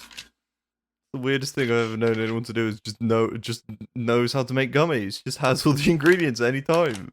It's so easy. It only took me like 2 years to figure it out. Oh, gelatin. Oh, of course, gelatin. You mastered it in 2 years. I ran out. I ran out of gelatin. I feel like I just bought like a big box of like 500 sheets. I got the platinum. Sheets this time. Oh, very nice. The quality. The difference between platinum and like other grades, basically, that's the highest grade. The difference is basically just like one sheet of platinum gelatin has as much like solidifying gelling power as one sheet of, gold or silver or bronze or whatever. It's just I think the other ones are like less pure. Right. And so there's like there's more impurities in them. It's condensed gelatin power basically. Yeah. But like it actually ends up that buying the platinum is like more. It's like less expensive because there's less impurities. It weighs less, so you get more in the box. That costs like the box costs a little more, but you get more sheets, and therefore you get more gelling power, and it's actually more cost effective to buy the better stuff. Right. In addition to being purer and better and yummy. But I'm out. I ran out. I used the last of it. Making this. You need more platinum gelatin, my friend. I need more platinum 240 bloom, baby. Platinum gelatin sounds like a good band name. Platinum gelatin does. Damn, that is good. I've always had that rules. Do you have any band names in your head that I don't play a musical instrument, but I have like a band name in my head that if I ever, through some circumstance, needed to name a band, I've always got one on the standby. Do you have one of those? I don't. What's yours? Radical gasket. Come on, that's perfect. That's pretty good, yeah. It's pretty fucking perfect. Would it be like sounds like maybe a punk band or something? Yeah, maybe alternative rock, anything, whatever. Yeah, sure, sure. I am completely non-musical in any way, so I don't know why I came up with that. Well, I guess mine is platinum gelatin now, because I really like that. Yeah, it is that good. rules. That rules. That could be the name of like an outro song to an anime. I can really easily see that. I used the last of my my 600 sheets. I made this stuff, for my mom's birthday present, and I had a little bit left over, and I was like, well, okay, I'll just use the last of it. And I used the last of it, and I decided, okay, well, I also have a little bit of cola flavor emulsion. So I'll use the last of my cola flavor emulsion to flavor the last batch. And I forgot that I hate the cola flavor emulsion. It sucks. It tastes bad. So I just threw it out. I wasted it. But at least I got rid of that bottle. That goddamn emulsion. Goddamn emulsion. Just taking up so much space in its little 1 ounce bottle. I'm finally free of it. You need to start a community in Boston of gummy makers. Oh, wait. You know what? Great news, though. Gummy making convention. They had discontinued the worm molds, the specific worm molds that I like. Right. They only had shitty ones that were shaped weird for some reason, and I don't know why they would make them stupid and bad like that. But they did. But now, guess what? They're back in stock. They're back, baby. We're back, baby. They're back in stock, and I'm debating. Oh, should I just buy 10 of them, so I'll never run out? I probably don't need to. The fact that they came back once probably means that they would come back again if they got discontinued. Maybe I'd buy one more set. Oh, there's the perfect gummy worm shape. These are the perfect gummy worm shape. They're they're S curved. They got that nice S curve. So what? Do they get worn out and stop working or something when you need to replace them? I just wanted more. I just wanted to be able to make more at once. You wanted to make an absurd amount of gummies. Wait, here. Compare that to this garbage. I mean, you could get this, which is a good shape. This is a good shape, but it comes with all this bullshit. Oh yeah, who the fuck wants to make gummy dolphins? Gummy dolphins and starfish and the gummy octopus, Bulbasaurs. Oh, yeah, octopus, I get, whatever. I need a gummy octopus. They're wormy. I mean, so that's all fine and whatever, but just please, I'm here for the worms. Obviously, I'm here for the worms. We're all about gummy worms. Please stop wasting my time. And then this is the other ones you can get that are just worms look like this, and I mean, I feel like this speaks for itself. Yeah, no, not right. They have heads. That's stupid. Those are gummy sperms. Those are different. What's going on with the uneven curve? I know. Why do they bend all crazy? They have a big S curve at the back, and why? And a really straight neck. Weird. I hate it. Gummy snakes or sperms? Those aren't gummy worms. Frankly, these are no worms at all. I just can't stand it. So I'm glad to see. Unacceptable. The good old modern gummy 20 cavity candy kit back in stock. Finally available. Finally. I might Get just buy another one. I might buy another one just as a treat. Another set of 2. See, I treated myself to a Lego set recently just to have on my desk, and you're treating yourself to gummy building sheets. I mean, same idea. I think a little while ago, I was feeling kind of down, and I think it was partially because I hadn't made any gummies in a while. I think I had sort of been just working on the book and not doing anything outside of that, and I think I was just and then I don't know. You gotta have a hobby. You do. So True. I think yeah. I don't know. It brings me a small amount of joy in this My hobby is dark, playing fucked up terrible world. video games. Yeah. I've been playing a lot of multiverses recently because big What's corporate that? product. It's the Warner Brothers Smash Brothers fighting game thingy. Have you not Warner seen Brothers. this? No. It's a big free to play like Smash Brothers style game where you can play as all the Warner Brothers characters. My mains Like are Finn the Human and Wonder Woman. Finn the Human is a Warner Brothers character? Yeah, because he's Cartoon Network and that's owned by Warner Brothers. Oh, I didn't know that. It's good. It's a really good little free fighting game, and it's going massive at the moment. Have you not seen this? No, I had. Well, maybe I did, but I didn't pay much attention. Yeah. Didn't like Nickelodeon make a like Smash like that everybody really liked? They did, but it's been sort of killed now because no Oh, one cares. They finally added voice acting to that, and that's good. But the problem is that game just doesn't play great. It's cool for what it is, you know. It's just like it's good, but it's not great. Whereas Multiverses feels really, really good, and it's got that's pretty solid. lots of cool people in it, and it's not just like Cartoon Network stuff. There's tons of dog shit. Hang on, let me send the roster. Oh, Multiversus, I get it. Yeah. No, I think maybe I did see this around somewhere. I like playing as Finn, Jake, and Wonder Woman. Tasmanian Devil versus Superman. Sure, why not? It's really fun. They recently added LeBron James.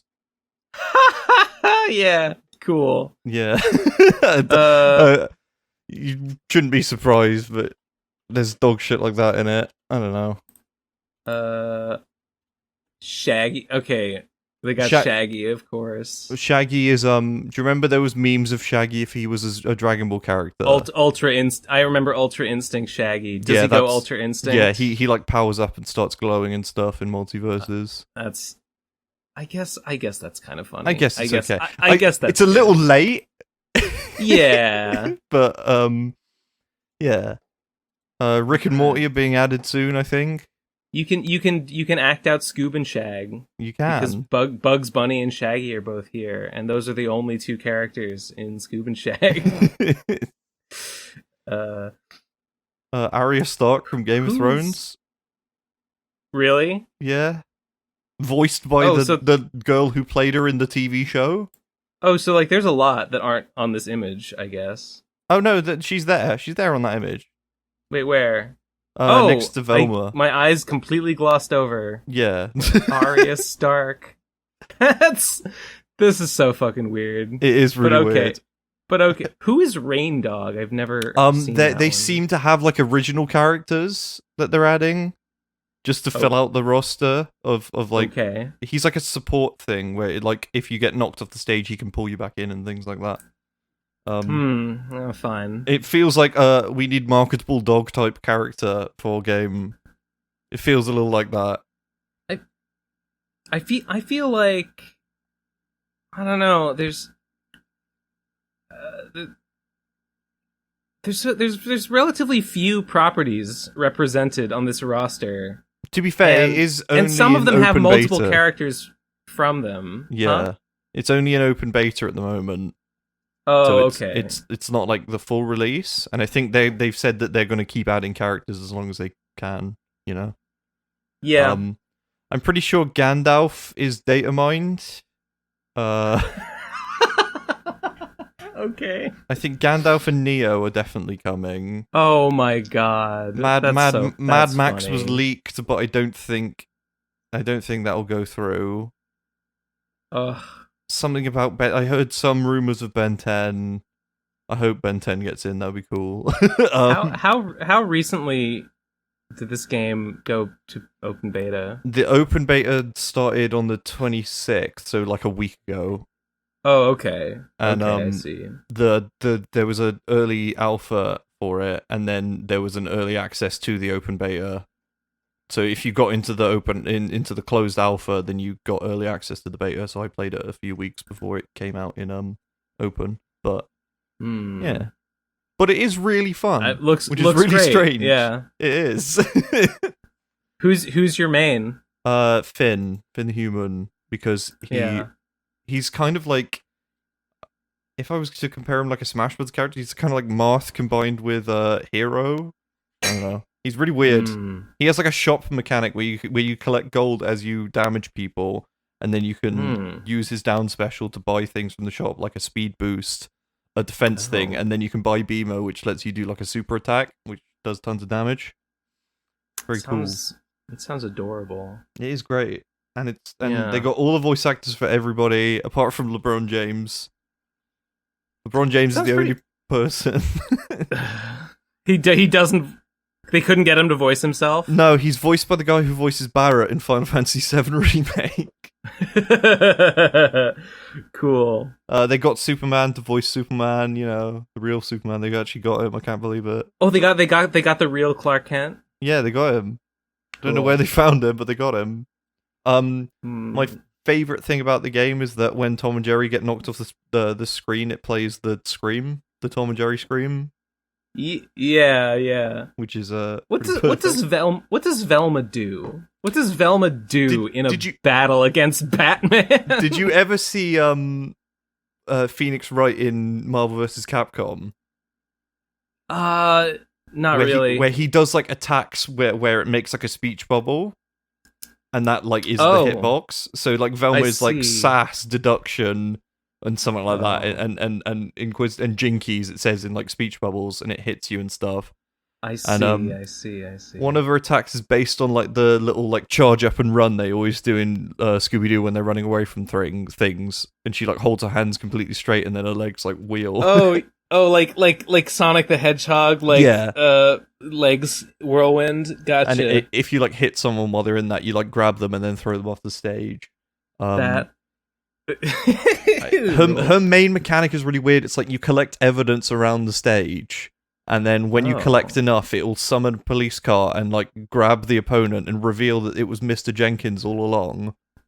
It was Old Man Jenkins. You pull the enemy, you pull your opponent's mask off. Yeah, but it doesn't like show you pulling their mask off. It just puts them in a police car, and then like it shows like a little icon of their character's face, and it flips over, and it's Old Man Jenkins. I see. And then it like throws them off the stage in the police car. That's so funny. Oh my god. It sounds pretty fun. I'm just really I'm bad at fighting games though. Oh, me too. It's too late. Yeah. It's too late for me to get good at them. I've always said to like fighting games, you have to have liked fighting games for the past 5 years. It feels that way. You know what I mean? Yeah. It's impossible to catch up. Yeah, I'll never do it at this point. No. Oh well.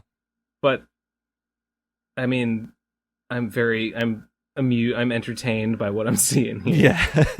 Yeah. I was very surprised by how much I liked playing as Garnet. I don't remember anything about Steven Universe. I watched like half of it and I've completely forgotten it now. But she's really good in Multiverses. I never finished Steven Universe. I made it to like almost the end, and then I stopped watching like literally like 6 episodes before the end, and then I saw the movie, the one with the good the drawings, clown. the clown girl, Harley Quinn. What's her name? Luffy. I don't know. I know who you're talking about, but I don't know her name. Spinal. Oh, okay. Yeah. And then I never saw, and I think there was another movie. I think there was a series afterwards, like a little like epilogue. Yeah. There was like a post time skip series. Oh, I never saw the post time skip like post series Adventure Time movie either. Oh, there's 4 of those. Really? They're really good. I like Adventure Time a lot. I never watched the movies. There's like 4? What the fuck? They're hour-long specials, and they all focus on like a different character. The one criticism I have for them is they released them in the wrong order. The third one definitely should have been the 4th one, because the third one is the Finn and Jake one. And that should have been last? Yeah, that should have been the last one. because of the way it ends. I don't want to spoil it, but it's really good. Okay. Yeah, don't spoil it. I should watch it. The first one's BMO, the second one's Marceline and Princess Bubblegum, the third one's Finn and Jake, and then the last one is Peppermint Butler, which should have been like, come on, that should have been before the Finn and Jake one. I mean, I don't know how that it ends. Yeah, it makes sense. I get why. It's like a little joke. Peppermint Butler. Yeah, it's funny. It's cute. Yeah, it is cute. And, yeah, but those are very good, and everyone should watch them. Yeah, I forgot that those existed until right now. Finn and Jake one in particular might be one of my favorite like bits of Adventure Time. I think it is just great and perfect. I started a little while ago. I rewatched some of the beginning of Adventure Time, and it's good. And people say that it just makes me happy. Bad.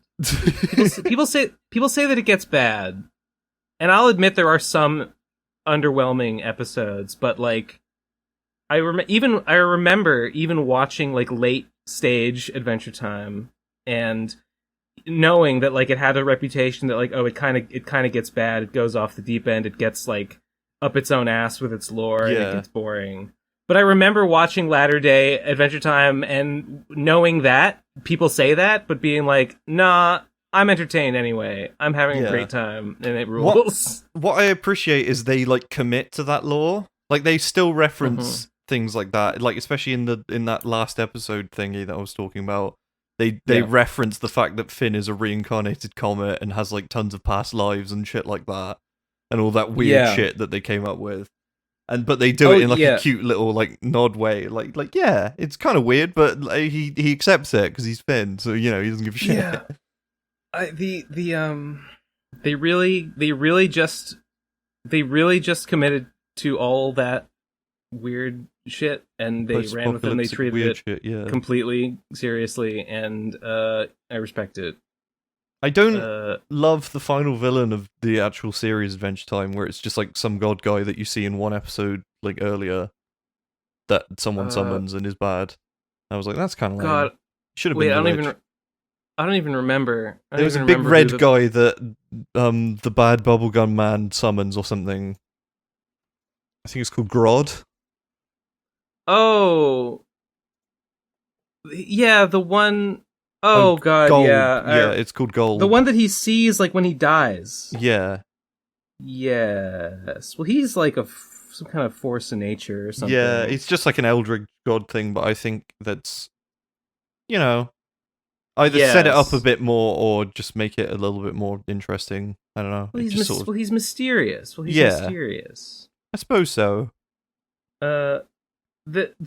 Oh fuck! I was gonna say something about early Adventure Time? I do think it gets a little too invested in the sort of like.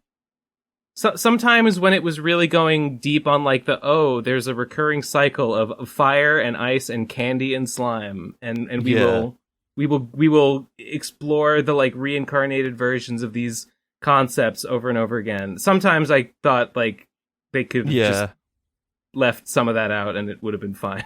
I didn't really need like, who was the previous ice person? I don't know. I don't care. Where did the crown come from? I mean, whatever. I just assumed it was, an evil crown. Oh, an evil wizard crown. Okay, now I know. It was an evil crown that was made by a guy. Made by an ice guy that was programmed to imprint his brain onto it or something, and it turns anyone into a crazy version of him. I'm glad that I know that it was not just an evil crown that with its own personality. It's an evil crown with some other guy's personality in it. That's like that changes everything. Sure. It's a bit what does that remind me of? A bit of like I'm gonna explain this shit to you even if it really requires no further explanation. The Master Sword in Zelda has that. in Skyward I didn't- Sword. That didn't- whole game is about explaining where the Master Sword came from and who's in it. Oh, maybe that is. Yeah, maybe that is what I'm thinking of. Yeah, fucking. It's That's got the that first like example AI that comes lady. to mind. Yeah, that's the first example that comes into my mind. That is. I didn't play Skyward Sword, but I know what you're talking about, and that is a good example of like, did we really need? Did the Master Sword need a backstory? I mean, it's worse in that case because they made a whole game, Yeah. and like that's the kind of like story of the whole game that you spend. This is just like there's a couple extraneous episodes in like a 75 episode show or however many it is. They're doing that with Dragon Ball a lot lately, where they're like, "Oh, we need to show more and more of Goku's dad." It's like he doesn't matter. He doesn't matter. Yeah. It's like if in One Piece they did like an entire like flashback arc about Luffy's mum. Like, no, I don't really, I don't need that. I haven't not been keeping up with One Piece. I assumed not. I've been seeing a lot. I feel like I've been seeing more One Piece discussion online than usual lately. I see it come up and people are talking about what happened in the latest chapter. And maybe I should, I don't know, it kind of makes me want to maybe stay current so I can know what people are talking about. It's because the Wano arc is like over now, basically. Mostly. Yeah. I think that everyone's like excited to see what comes next. So discussions come up because there's lots of like hints at what's happening in the outside world at the moment. So there's a lot of stuff to talk about. That is interesting. Okay, I should catch up on that. Maybe I catch up with it on the train. Oh yeah, that's a good idea. Actually, I probably won't have enough time on the train, but it's okay. I can get like halfway there. Yeah. Okay. Some things are good. Some media properties can be good sometimes. Yeah. Adventure Time, really good. I do love Adventure Time. Makes me smile. Yeah, overall, I would have to say it's really. I really like that stupid mini-series with Finn's mum. I don't know why I like that one a lot. Where he goes the one the AI with like the island with the humans on it. Yeah. That series had a good tone. I didn't want to watch any of Pendleton Ward's other shows. No, there's like that space one, and then there's the space one, and then there's the one on Netflix which is like a drug trip thing. The space one about 4 guys in space or whatever who look like Adventure Time guys. Yeah, and they have like a cute mascot. I heard there was a new... Yeah, I think I heard about the Netflix one. I haven't seen it. I don't even know what it looks like. My friend really hates it, but it's definitely not his thing, so I bet I would really love it.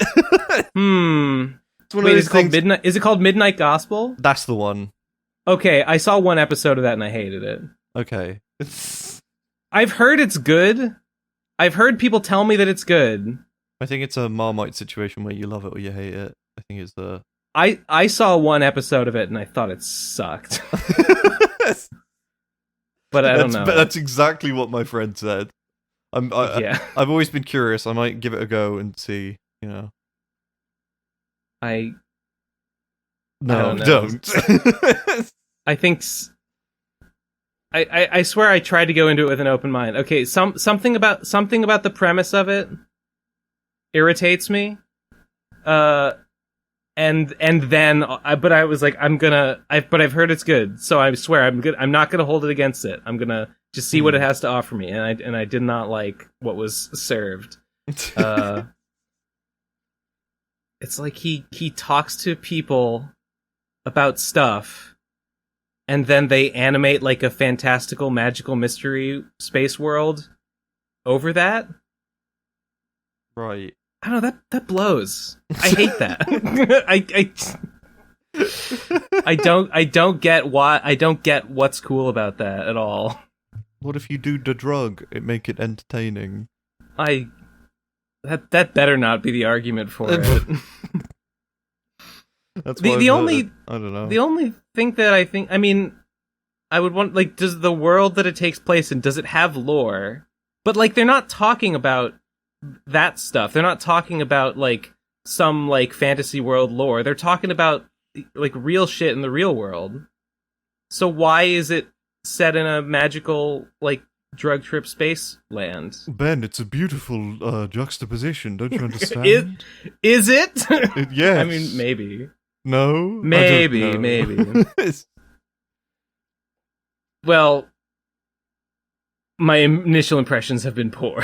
You can tell. That reminds me of like how all the Gorillaz songs are just like about like living in LA and being an artist, and then like all the music videos are just like weird, wacky, like alien shit happening. You know what?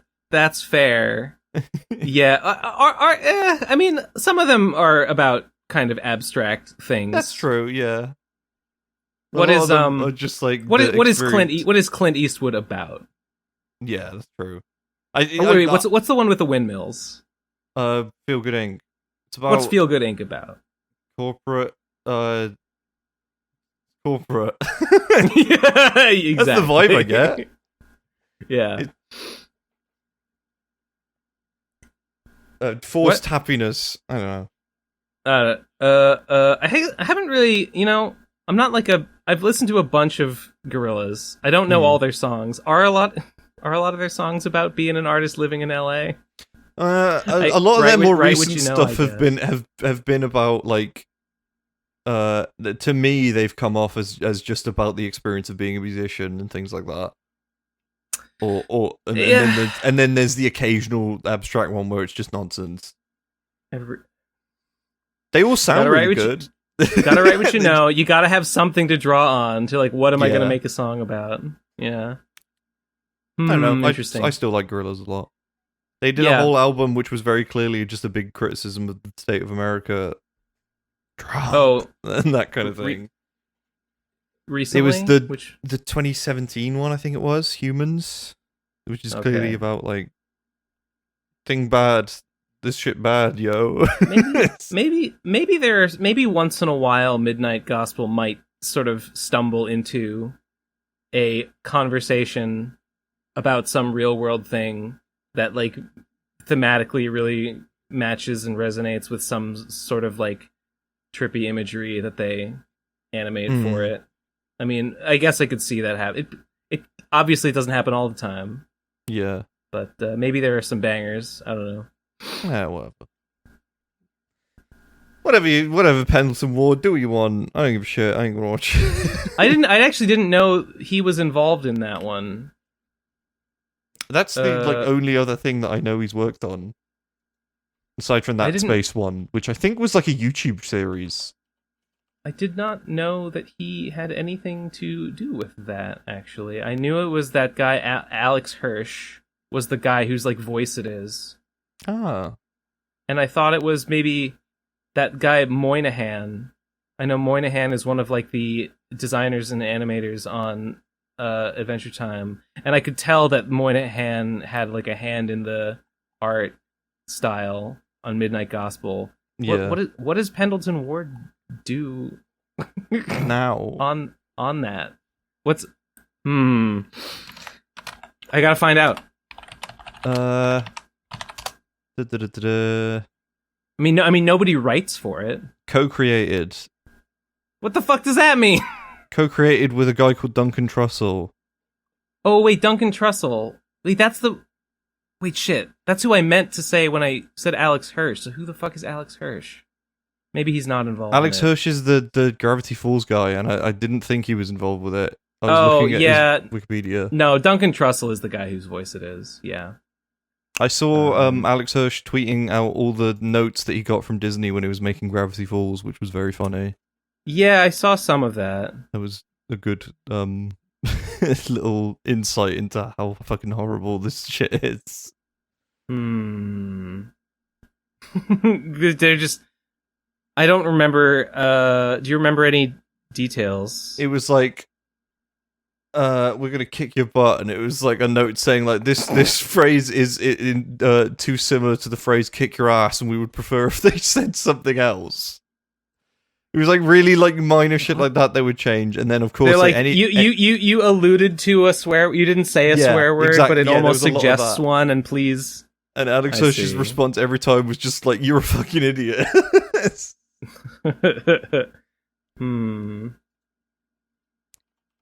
Fascinating. Yeah. Fascinating. God, I would never want to work in television.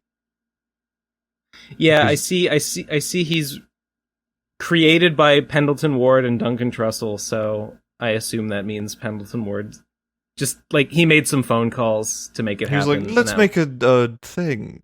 He And met they were Duncan, like, Duncan "Okay." Trussell was like, "Hey, Pendleton Ward, great to finally meet you. I have a podcast and I'd really like to make a cartoon about it." And Pendleton Ward was like, "Yeah, okay, let me call." Is that what it is? Is it like a cartoon of a podcast? Let me call Moynihan and he'll do some sketches for you, and then okay, all right, I'll see you. Okay, bye. Yeah, it's the one that I saw was he was interviewing a what do you call it? Not an undertaker, a taxidermist, but like what do you call it when you do like a human taxidermy? When you prepare a body for a funeral? Mummification. No, I know what you mean, but I don't know the word. Embalming? Wait, no, that's part of mummification. That's Sorry, part of it. I've got mummies on the brain. Okay, what? Hang on. What do you call someone who works at a funeral home? Mortician. Yes, mortician. That is the word. Yes. Anyway, he was interviewing a mortician, and I don't know. She was just describing fucking what you do as a mortician and like what it means to be a mortician and what her experiences at a mortician are like, and some of the cultural history of it. I think she was going into like Civil War era, funeral practices, historical things that have been considered normal at certain times that we would consider bizarre today, etc., etc. It's fine. It's okay, I guess. It's fine, but I just don't care. But why was it animated as like they're going through some sort of like space maze with like monsters chasing them? I don't know. I didn't understand what the point of it was. Hang on, here's the good Gravity Falls one. It's all every time you remember those two gay cops in Gravity Falls? They would get notes every time they were like next to each other and stuff. Oh, please revise the action of Blubs putting his arm around Durland. As noted in previous concerns, their affectionate relations should remain comical versus flirtatious. Ah! Oh, that's good. That's good. No gayo. There's the one of the this is not S&P approved, where like it had some writing on a poster that they made them change, and then they kept changing it and changing it and changing it, and they kept refusing it every time, and then they just put not S&P approved on the poster, and then S&P replied, not S&P approved has been approved. Wait. So they just put this bit is not standard and practices approved on the poster in the show because they couldn't. So it was a poster on the wall? Yeah, it was a poster on the wall. I can't remember what it said originally, but they were made to change it, and then they changed it to something else, and they wouldn't let them use that either, so they just kept changing it. And then eventually just put not S&P approved on it, and then there's the classic message, not S&P approved has been approved by S&P. I see. Because they got away with that one. I wonder if can I Google image search the... Yeah, if you just it's a party invitation. Not S&P approved. No photos better end up online. Yeah, okay. I can't remember what the original thing said. It's in that video that you put out. Yeah, that's what I want to know is like what... They must have been some sort of suggestion of saucy party activities. It was spin the bottle. It was spin the bottle. Really? They can't mention spin the bottle. It said spin the bottle and punch at the party or whatever. And then they was like, spin the bottle is alluding to kissing, which is sexual. You can't put that in. You know what? I think I have to vote Republican now. I think cancel culture has gone too far, and this is the fucking line. This is the line that breaks me. Yeah, but they wanted the cops to be gay, Ben. Which side are you on?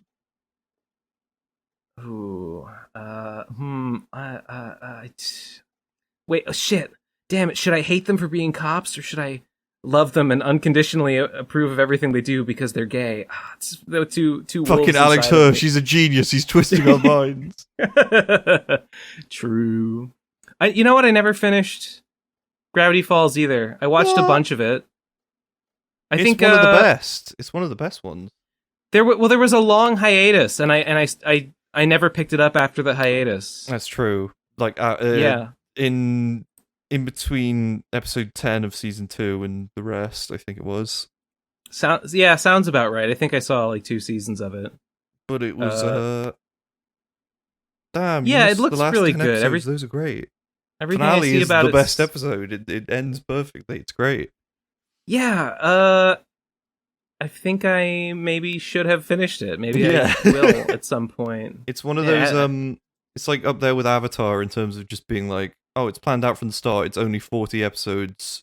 It's exactly what it needs to be. You know. I hope they never touch it again. Don't fucking touch Gravity Falls. Leave it as it was. That's so funny. That's so funny because it really doesn't look like that kind of show at all. No. It looks like something that would go on forever, you know? Yeah, yeah. And be like a SpongeBob. Oh, they're at summer camp. They work at a shop. Yeah, Crazy it's a things setup happen. It's a setup that could theoretically be stretched out for eternity. Yeah. But it has a really good story and characters and a cool villain and things. I like the episode with the mini golf where they show the rich bitch girl what's going on. I did see that one.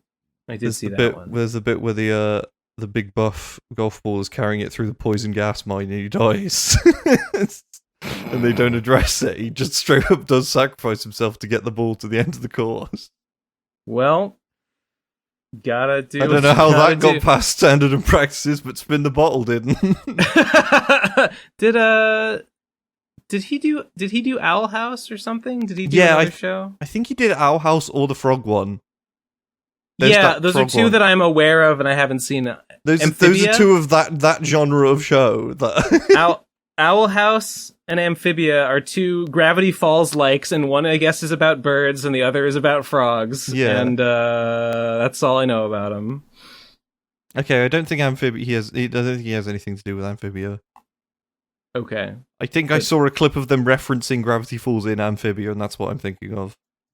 Mm-hmm. Okay, whatever. There's like Owl House, Infinity Train. Amphibia. Oh, Infinity Train. Didn't that get cancelled? Yeah, I think so. There's all those shows that I lump together in my mind and get them confused constantly. And I feel bad about it. They're all kind of sort of happy, they're mopey, you know. I don't know how to describe them. They're sort of Steven Universe-y. Yeah. Like comedy, action, but with emotions in emotional them. Little girls cartoon. That's it. I guess Adventure Time is like that too. Did Adventure Time just lay the groundwork for all of these? Yeah, probably. Yeah. And then Steven Universe refined it in a way that people really liked, and then these new ones have like taken up the torch. The torch. Yeah. I don't know. I fell off to Steven Universe right after like the Human Zoo bit, I think. But that's pretty far in. Yeah. I think. And I was like, I don't care anymore. When I hear Infinity Train, I think about that one episode of Adventure Time that has the Infinity Train in it. Well, Train Dungeon, yeah, that one's good. Yeah, like that's what I thought Infinity Train was about. Is that I don't know what Infinity Train is about. Dungeon Train. I don't either. Train. I assume it's that. Cool, though. Yeah. I like the episode where Finn falls into a pile of pillows and lives out his entire life with pillow people, falls in love and has kids, and then he comes back and he's fine. Yeah, and he sees Grub. Yeah. He was set up. That's true. Oh yeah, that is where that one was set up. You're right. Yeah, when he lives out his whole life and then he dies of old age in Pillow World and his spirit travels through dimensions past Grob. And yeah. What's the in between like Adventure Time and Steven Universe? Because those were like a long time. I would say probably Gravity Falls. Gravity Falls was like 2012 or 14 it started, somewhere in between there. That sounds about right. I mean, I know Rebecca Sugar worked on Adventure Time. Yeah. She And did a lot then- of the hard-hitting ones. She did. Yeah, she did a lot of the hard-hitting ones and a lot of the ones with like the really good music in them. Yeah. Many of the hard-hitting ones were hard-hitting because of the music, Yeah. but not all of them. Everything I remember from Steven Universe is the good music bits. Mm. Those are the main things I remember from it. I will say my main thing on Steven Universe is it has the the idea of like a town cast. Like the town is populated by wacky weird characters. Yeah. I think Steven Universe has the worst one of those I've ever seen because I don't like any of them. Yeah.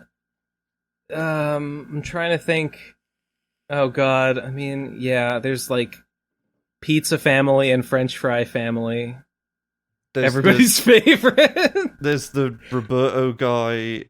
I don't even remember who that is. He was like the conspiracy theorist fat guy with the noodle hair. Oh, yeah, he's one of the Fry dreadlocks. people, but yeah, there's conspiracy theorist guy. There was the people who worked in the donut shop. The girl was okay. The boy was insufferable. Lars and Sadie. Yeah, that's them. I mean, I would consider them a little bit more than just like towny side characters. Yeah. They kind of have their own little arc going on. Yeah, they're the best ones. They're the best out of those, but I hate that fucking guy. I hate that Lars guy. I never saw the I know he gets like a spaceship later. What? Yeah, Lars in the Stars. Oh. He becomes like the captain of like a renegade's fucking gem spaceship. Jeez. Yeah, so oops, spoilers. Whatever. I'm never some runaway gems from Homeworld, like he becomes their leader. Wow. And I don't think I ever saw how that resolved, actually. Okay. Adventure Time started in 2010. Gravity Falls started in 2012, and Steam Universe started in 2013. They are just like all like right after each other. Yeah. Okay. And what do we have now? What's exciting that's coming out now? The Owl House and Amphibia, I guess. Are those still happening? I think so. Or did they end? Okay. I feel like I don't know. I feel like one of them ended. Owl House? Maybe? What's that one? Wait a minute. What's the one that has the little... I think she's like Hispanic girl, and I think she's like Stone Toss's like banner. I don't know. Stone Toss's banner? Yeah. Or maybe it was someone else. Is it the Owl House girl? Because there's a little girl in that. I don't know. This one. Maybe? Who's a gay? I know she's a big yes. fat gay. Her. Less. I swear she was like Stone Toss's banner, or maybe someone Why? else. I don't know. Was it to make fun of the gays by having a lesbian character as his banner? I don't know. I wish I knew. I wish I knew why. I don't know. Maybe it wasn't him. Maybe it was, but it was someone like that. Okay. When are we getting a kids' cartoon about gay men? I'm done with lesbians. I'm sick of them. Where's the gay when men? Stone Toss get his own Cartoon Network True. adventure? True. Yeah, gay men erasure. In fact, all men erasure. They took. There were no men in Steven Universe. There was his dad. There were only women. His big fat dad. No, they emasculated him. They made him. They force feminized him. I'm sorry. That's why he had long hair. Oh yeah. Well, he was a hippie. So, yeah. But his wife was taller than him, so yeah, that's true. What did fucking his manager says to him that one time, like fuck, what's the dad's name? I have no idea. I want to say it's something. I mean, he was something universe. I keep thinking it's Steve. I keep wanting to say Steven Universe. because Steven's dad. Google, I've told you about this Greg Universe. Okay, yeah, I've told you about the stupid joke my friend has where he only refers to Steven Universe as Jared Universe for some reason, right? No, maybe. Me and friend did that for a while, remember. so I literally just couldn't think of him as Steven Universe for ages. Like, it wouldn't. Like, I'd look at him and say, "There's Jared from Jared Universe." Lol. And then my brain went, "His dad's called Steven because he's called Jared. So his dad's called Steven." So I had it like wrong. That's the next generation. I don't understand. But that his manager tells him like Greg, you know. Why are you so focused? Like you could have lots of little women, but instead you're too hyper focused on getting one big woman. Base. Absolutely based. Maybe Steven Universe isn't so bad after all. It's got some its some moments. gems. Yeah. Get it? Fucking get it? True. That's it. End of the podcast. End of the podcast. It's time to go. What do you think about voicemails? No. You know what? I respect it. Listen, if you honestly, I wouldn't blame you if you want to leave and not do them, and I'll just do them. And I think we might be having dinner soon, so it might make more sense to just not hang around, because otherwise I'll. You know what? That's okay. What do you even get out of them anyway? I don't know. Nothing. The purpose of voicemails is to abuse me. Yeah. So. Okay. What I feel bad for abandoning you now, but no, I don't. No, it's honestly, I'll just tear through them. I'll just tear through them really fast. Okay. Everybody the listeners hate the voicemails. Nobody wins. So only the people who have submitted voicemails like voicemails. I think that's true. Yeah. Stop. And then they go, oh my god, it's me! My voice. I hear it. That's what I do. I only listen to the PCP episodes I was on. The PCP and I go, oh my god, it was me! The PCP is like a mirror for your voice. If you put your voice on it, you can hear yourself instead of seeing yourself. Wow. Oblivion Fall is posting memes. Is he? Oh, he posted one meme. He's right. Yeah, something about animation. Whatever. Something about animation and how it's bad. I studied animation and I decided I hated it. Really? Yeah, I have a degree in animation. Did you know that? You do? I didn't. Yeah. Oh, I didn't know that. That's what I went to university for. And I decided, I'm no good at this, and it's too hard. Still images are actually just the way of the future, man. We did. Yeah. I like animating 3D models, but I hate making them. And I hate drawing animation as well. I've never done anything with 3D models ever. It's I don't know why I just got it. It sort of clicked with me, and I was okay at it. I did a little animation of Homer Simpson opening a box and then slamming it down, and he was pissed off, and I was like, yeah, there we go.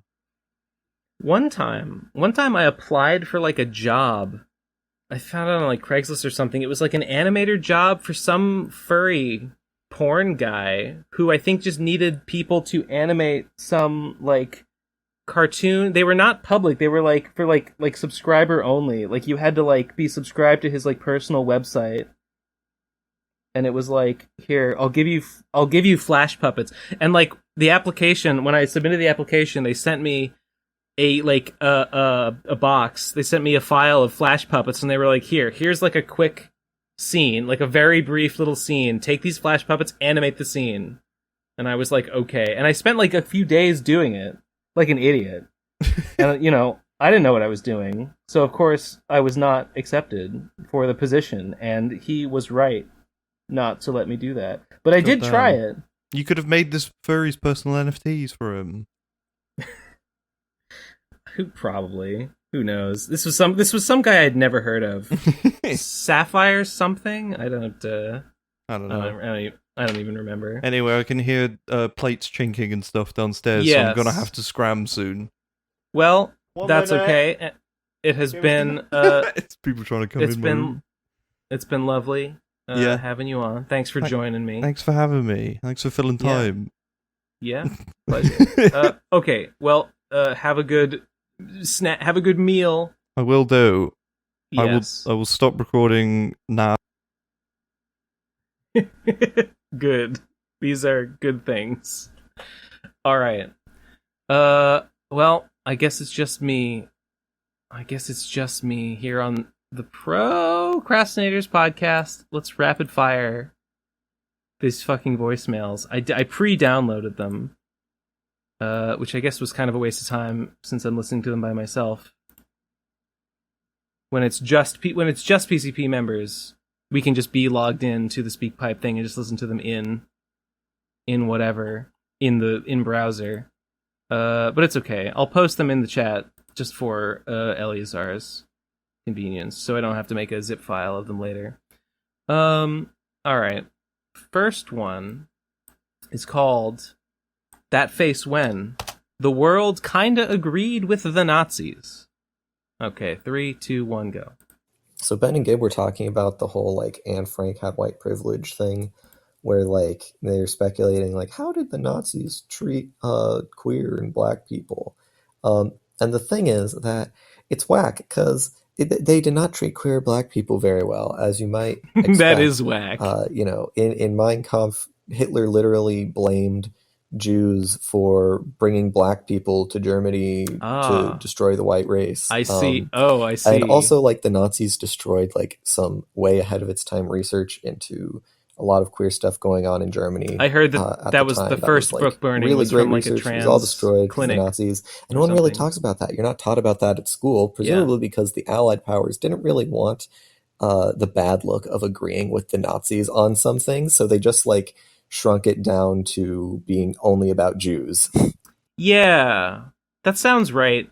That squares with everything that I know, and I mean, yeah, it is kind of a bummer, but I mean, an entire country was like composed, maybe not majority, but like largely of people that like pretty much were down with this ideology, and people haven't changed that much, so like. Yeah, a lot of people felt that way, and it's just a numerical fact that like a lot of people still do, and they probably will for a long, long time, maybe forever. So that's a great. that's nice. Next one is called "I Can't Get No Satisfaction," and you know what? I just realized I don't actually have to count down to these because no one else is. We don't have to time these. This is just me. Okay, here we go. Konnichiwa. This is Samurai-sama. Benno Sentosa. Excellent. Samurai-sama. Demando satisfaction. It have been over 1 year. Samurai-sama still not voice gureru. Wait, really? Really? Who you think you are? Okay. Until next time. Sayonara. Okay, I mean, if that's true and Samurai-sama is not in the voice grail, then that is pretty fucked up, actually. So, did I not do it out of spite or something? Because he was attacking me physically, threatening my physical well-being? I guess that would be a pretty good reason to withhold it. But no, that's fair. Okay, next one is called Furthermore. Okay, here we go. Konnichiwa.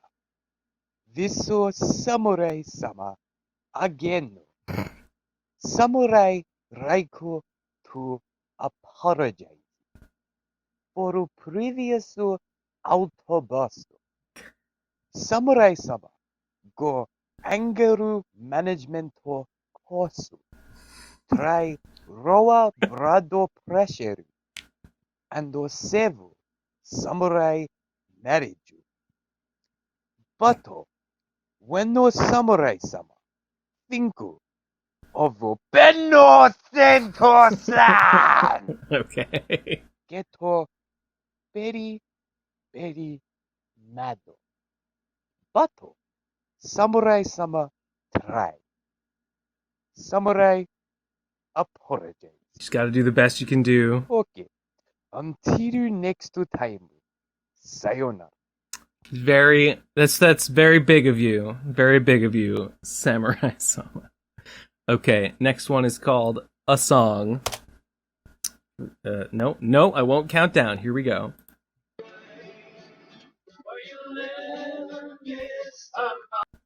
What? Wait, I gotta listen to it again. Turn my volume up.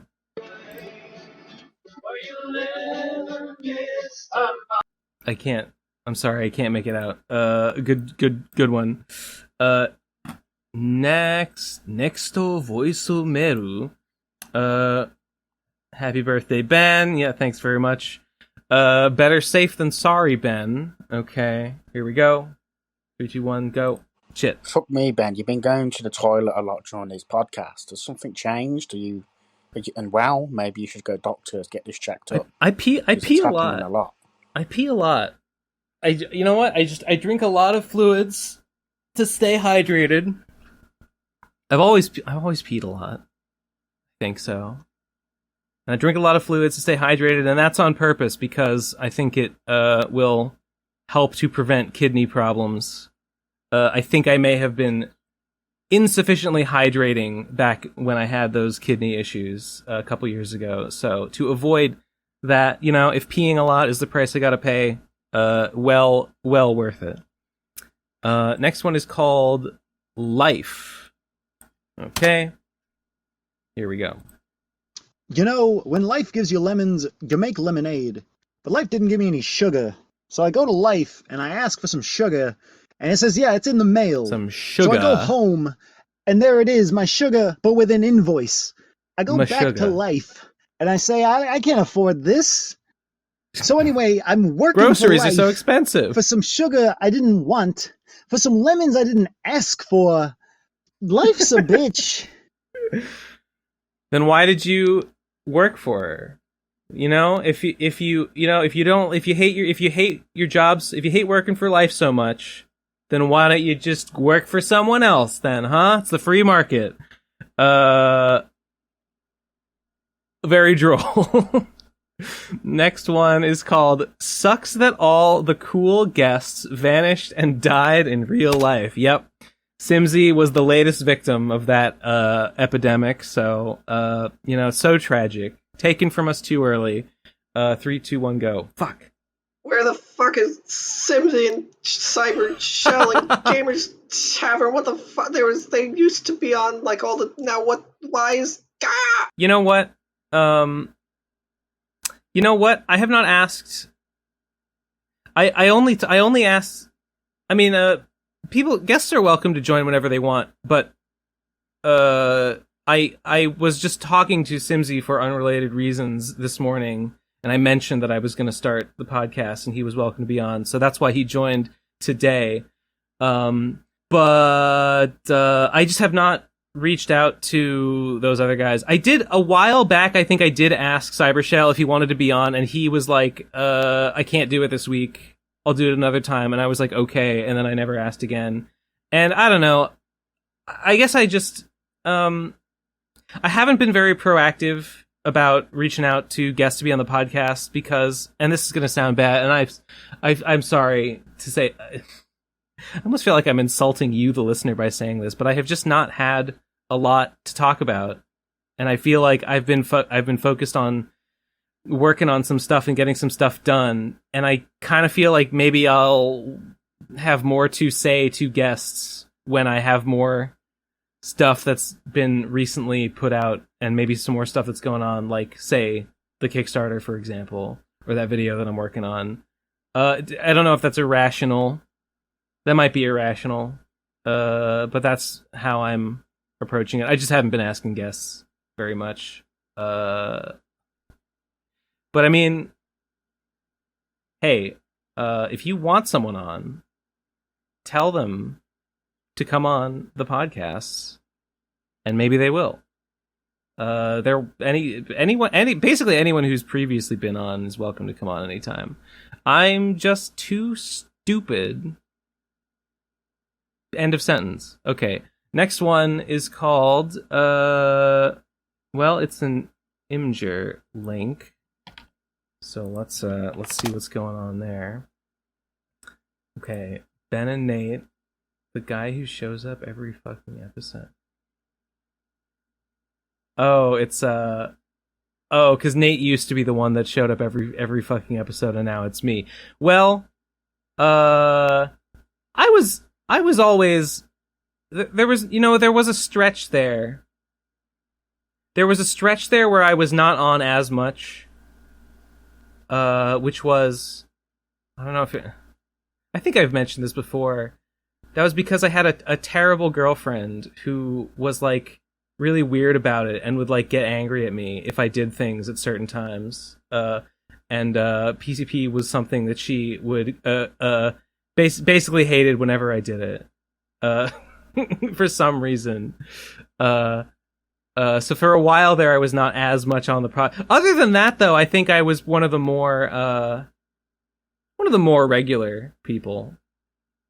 Other than Nate, who was genuinely on like basically every episode for the first, or almost every episode for the first like probably 200 episodes or something. Who else was more consistent than me? I don't think anyone.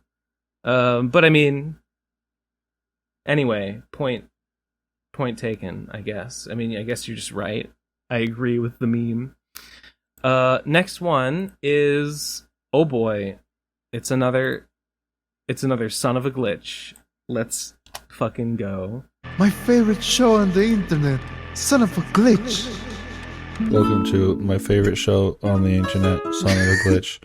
Today's glitch is my bag of chips.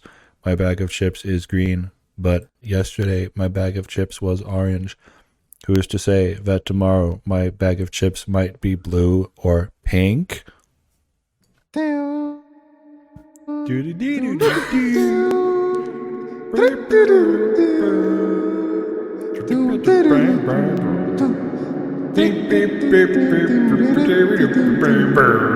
This would be much better to animate for in a midnight gospel style than fucking, oh, my job is an undertaker, and in the Civil War they used to stuff people with straw when they died. Isn't that weird? Just this, that's what I have to say about that. Next one is, the next one is called Multiversus is pretty good. You can beat up Steven Universe. All right, posting that. Here we go. 3, 2, 1, go. I realize I can send many messages at the same time. Yeah, I mean, instead of multiple messages. Yeah, I mean, technically you can do that. Make myself send something to make a funny. So, one, have you seen all the Lego movies? Lego movie? I saw the first Lego one. movie. I only, 2, second part. Just the first. Batman. No, just the first one. It was good. Lego Batman. No. Ninjago. I think that's it. They're all top tier animation things.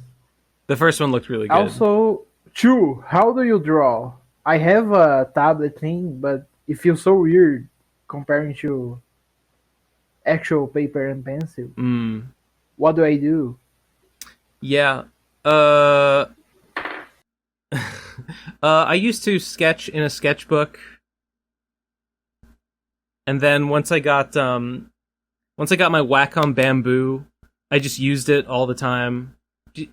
I just got myself accustomed to the Bamboo by using it, and then when I got a Cintiq, it also I didn't use the Cintiq for a long time because I was more accustomed to the Bamboo, so I would use the shitty Bamboo instead, even though I had this much more sophisticated device. But then at some point I was like, I'm just gonna start using it, just gonna start practicing with it, and pretty quickly I was like, okay, this is actually like way more convenient. This is way more good. So yeah, you just got to learn how to use it. I mean, there's nothing wrong with drawing on paper. It's a bit more inconvenient.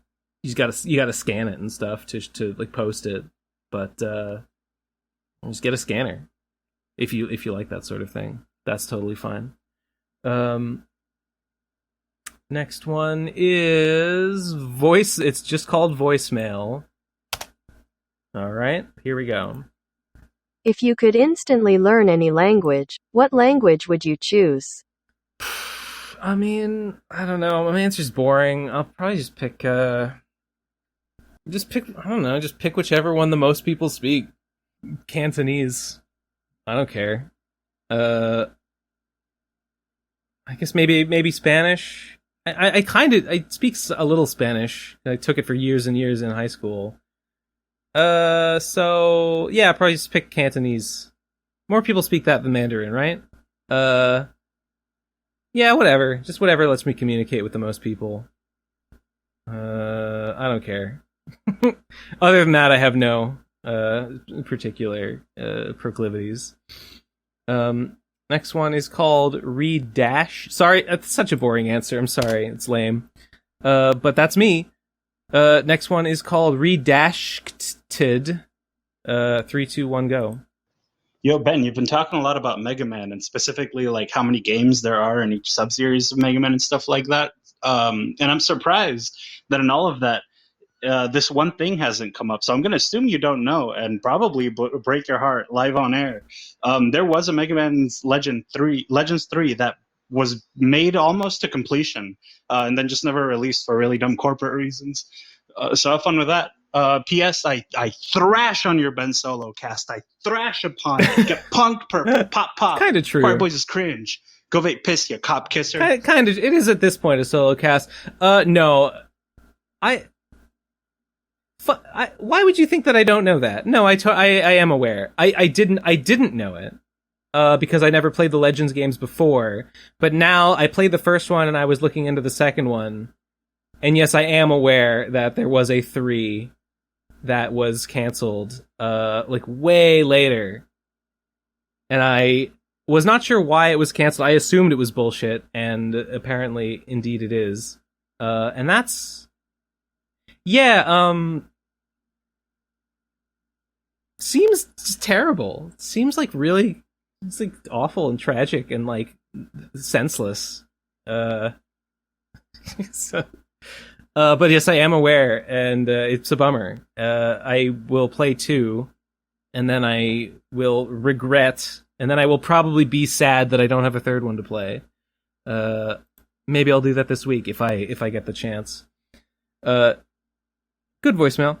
Next one is called A Very Demanding Voicemailer. Where did I put that? Here we go. Here we go. Okay. 3, 2, 1, go. Fuck. No Nate, no watch. No Tom, no watch.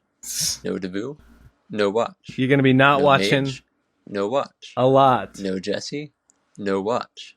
No Munchie, no watch. No Mumpky, no watch. No Jeff, no Tritsy, no watch. No Mother's Basement, no watch. Okay, there we no go. Oblivion Fall, no watch. No Gamers Tavern, no Cheesy Simmsy, no Cybershell, no watch. Cybershell, no Nino, no watch. Nino, no Chazzy, no watch. No Track, no watch. No Jackie, no watch. No Murlogic, no watch. Some of those damn.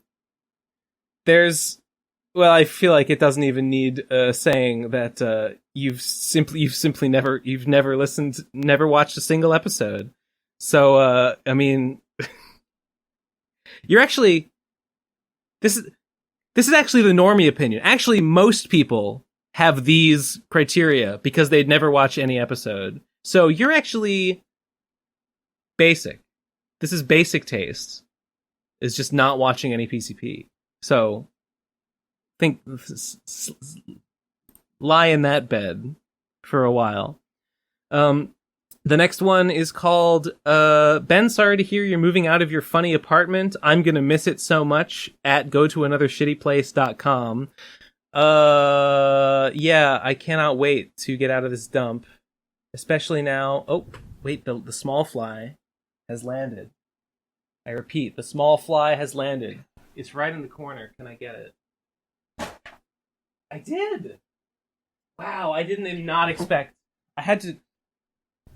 I'm such a genius. I had to take my notebook, my floppy notebook, and I had to hold it edgewise and I couldn't like whack it with the flat side of it because it was right up in a corner. I had to like a spear, like out and sort of wedge the book into the corner. I was like, no way is it actually going to work, but it did. I got it. So that's nice. That's nice for me. So Marin Pan is posting in the chat. It is clear. It was clear to me listening, but he has made it even clearer now that the redashed Mega Man voicemail was from Marin Pan. Good one. Next one is called "You Forgot to Put the Speak Pipe link in last episode." And I see you were unable to find it, so I apologize for that. Next one is PR HDML port still planned? You must be asking about Phantom's Revenge. HDML? I don't know. Is this a joke? Because I already answered this last episode. The answer is maybe, probably, yeah, if I get around to it. Next one is called Based Ben Saint Part 2. Okay, here we go. 3, 2, 1, go. Adventures of Tron Bond. You basically just go around like committing terrorism. Which is awesome. Yeah, you go around like demolishing houses, like robbing people, like you break into banks, and so I think you do also go on just fucking boring, like go into the ruins and excavate stuff. Snore. Yeah, but I'll probably play that just because I like it. The one thing I don't really like about this image you posted. I mean, that's not really me being based. That's me describing Tron Bonne being based. So, I mean, I guess I agree. She is. The next one is called... It's a YouTube link. It says, "Do these chodes remind you of early PCP at iloveyouben.com?" The link is to some podcast called Anime Schmanime. I'm not going to watch the video. I don't know. Yes, they're just like us. They're just like me for real. Next one, Ben's weekly reminder, play Deltarune Chapter 2. Maybe after I play fucking what was that game that I posted the screenshot of? Hang on, this is really important. It's really important that I find that game. I have to call it out by name. Maybe after I play Strife of Cosmos, I might do that. Maybe after I play... Was there another game? No, I said I should watch Gravity Falls. Maybe I should do that. There are many things I should do, and Deltarune Chapter 2 is one of them. Next one is called Work Doodles of Ben Saint. Let's see what we got here. I'm assuming these are more from Vinny. Ben Saint the Hedgehog. Oh, I think I saw these ones. These ones are really good. Wait. Did we see these already? No, I think these were posted in my Discord server, and my little hedgehog mouth. My little empty vape. So sad. Ben Saint the Hedgehog dressing nice to hang out with Give and Take because she's cute. Cool. How Ben Saint sleep. I mean, other than the bare butt. This is true. Yeah, this is the basic position that a nice little nightcap, little fuzzy nightcap on my hat there. This is the position I was describing. Sort of face down, head in the pillow, but to the side. Big boobies, Ben Saint. Don't even need a pillow. And then, this one's just big booby Saint sleeps. I fucked up the lines. I don't like this one. Why do I have no ass? He writes, Ben Saint's bed is more like a McNugget, a greasy, slimy scab that he's had for years and has never cleaned or replaced. I have that mattress against my wall right now. I stopped sleeping on it because it was gross. I bought a new one. So I have a new bed, actually. It's new. I mean, it's a year old now. All right. We got Youth Saint. Why do I have like Robin? I have like a fucking Batman Robin visor on. Youth Saint, literally only 1 day older Saint. I just got a haircut and got sadder. 34-and-a-half-year-old Ben Saint. Am I 34-and-a-half? No, I'm only 34-and-a-quarter right now. So yeah, there's still time. There's still time for that one to come true. Drawings of Mumkey Jones. They do not particularly look like the man himself. This one with his little hat and tambourine, doffing his little hat. He looks like the Grinch. Looks like the Grinch in this one. Cute.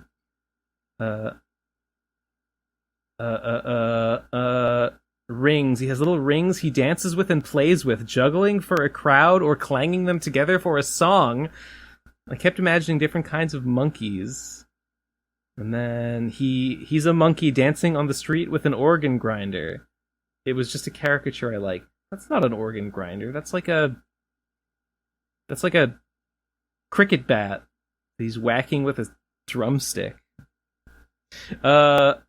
Anyway, what do I like these ones? I don't like my butt being shown so much. So, I like these hedgehog ones. This first one is a hedgehog. Just simply epic. Simply epic. Very nice.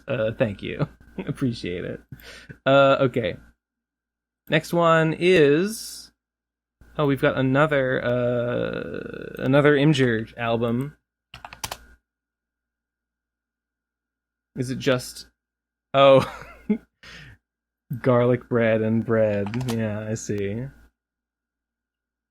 Reference to that meme that I was complaining about last week. Yeah, very good. You should have flipped them. You should have flipped the image so it would read left to right. The pacing's off. You gotta preserve that image pacing. Gotta read left to right. Next one. Okay, I think this is the last one. Yeah, the last voicemail is called On Politics and the Midterms. Okay, let's hear it. 3, 2, 1, go. Hey Ben, I saw you liked a tweet from some moron claiming that we shouldn't support the Democrats over what DeJoy is doing to the USPS. A couple of things. Biden does not have the legal authority to directly fire DeJoy. Only the Wow, this is so Postal specific. Service Board of Governors can, and at the moment most of its members are Trump appointees. Claiming that we should abstain for voting for the Democrats for something out of their control is performative at best. To quote Chomsky, there's another word for lesser evilism: rationality. Biden's administration is on the verge of passing important climate change legislation. I don't believe you. We will never get that from the GOP, and the entire fucking biosphere is at Okay, stake. I get that. You know damn well that the harm potential of the Republican Party is disproportionately higher than the Yes. Democrats. This is so funny because this is just because I liked a post by Garbage Ape saying that like his sister works for the post office and that the Democrats could get rid of DeJoy, I think his name is, the guy who was like slashing the discrepancy in life expectancy, poverty rates, and civil rights between Yeah. blue I get it. Democrats better. All right. Well, he said the Democrats could do something about it. If you say that they can't, they don't have the ability to get rid of that guy or stop what he's doing to the post office, I mean, maybe you're right. If so, then I guess, whatever. Whatever, man. What do you think you're telling me that I don't already know here? Other than maybe that Biden doesn't have the power to remove what's-his-name from his post, which is genuinely... Yeah, I didn't need a fucking minute-and-a-half lecture. Civil rights. Yeah, I know. Yeah, I know. Republicans are bad. I know. I wish Democrats would do more against them. I'm not a don't vote because Democrats are just as bad kind of guy. I don't know if you got that impression, but that's not me. Okay. Anyway, that was the last one, and it was boring. Sorry. Let's see if we got any last minute. Nope, that's it. Okay, that's gonna do it. Oh, it's gonna do it for the podcast. Another one in the can. Not even not 3 hours. We didn't hit it. We're 20 minutes short. Sorry, everyone. Game over. Podcast over. Speakpipe.com/PCP voicemail. If you want to be like these fine individuals. Patreon.com/Pro Crastinators. If you would like access to the master post, oh god, I'm so glad I remembered. I gotta post some episodes from this month. I almost forgot. Gotta do that. Anyway, 50 plus bonus episodes and stuff. For if you need a nice backlog of stuff to listen to. I guess that's it. And I gotta catch a train. I was supposed to meet my parents, so I'm gonna cut it off here. Thanks for listening. Smash the like button. Okay, bye.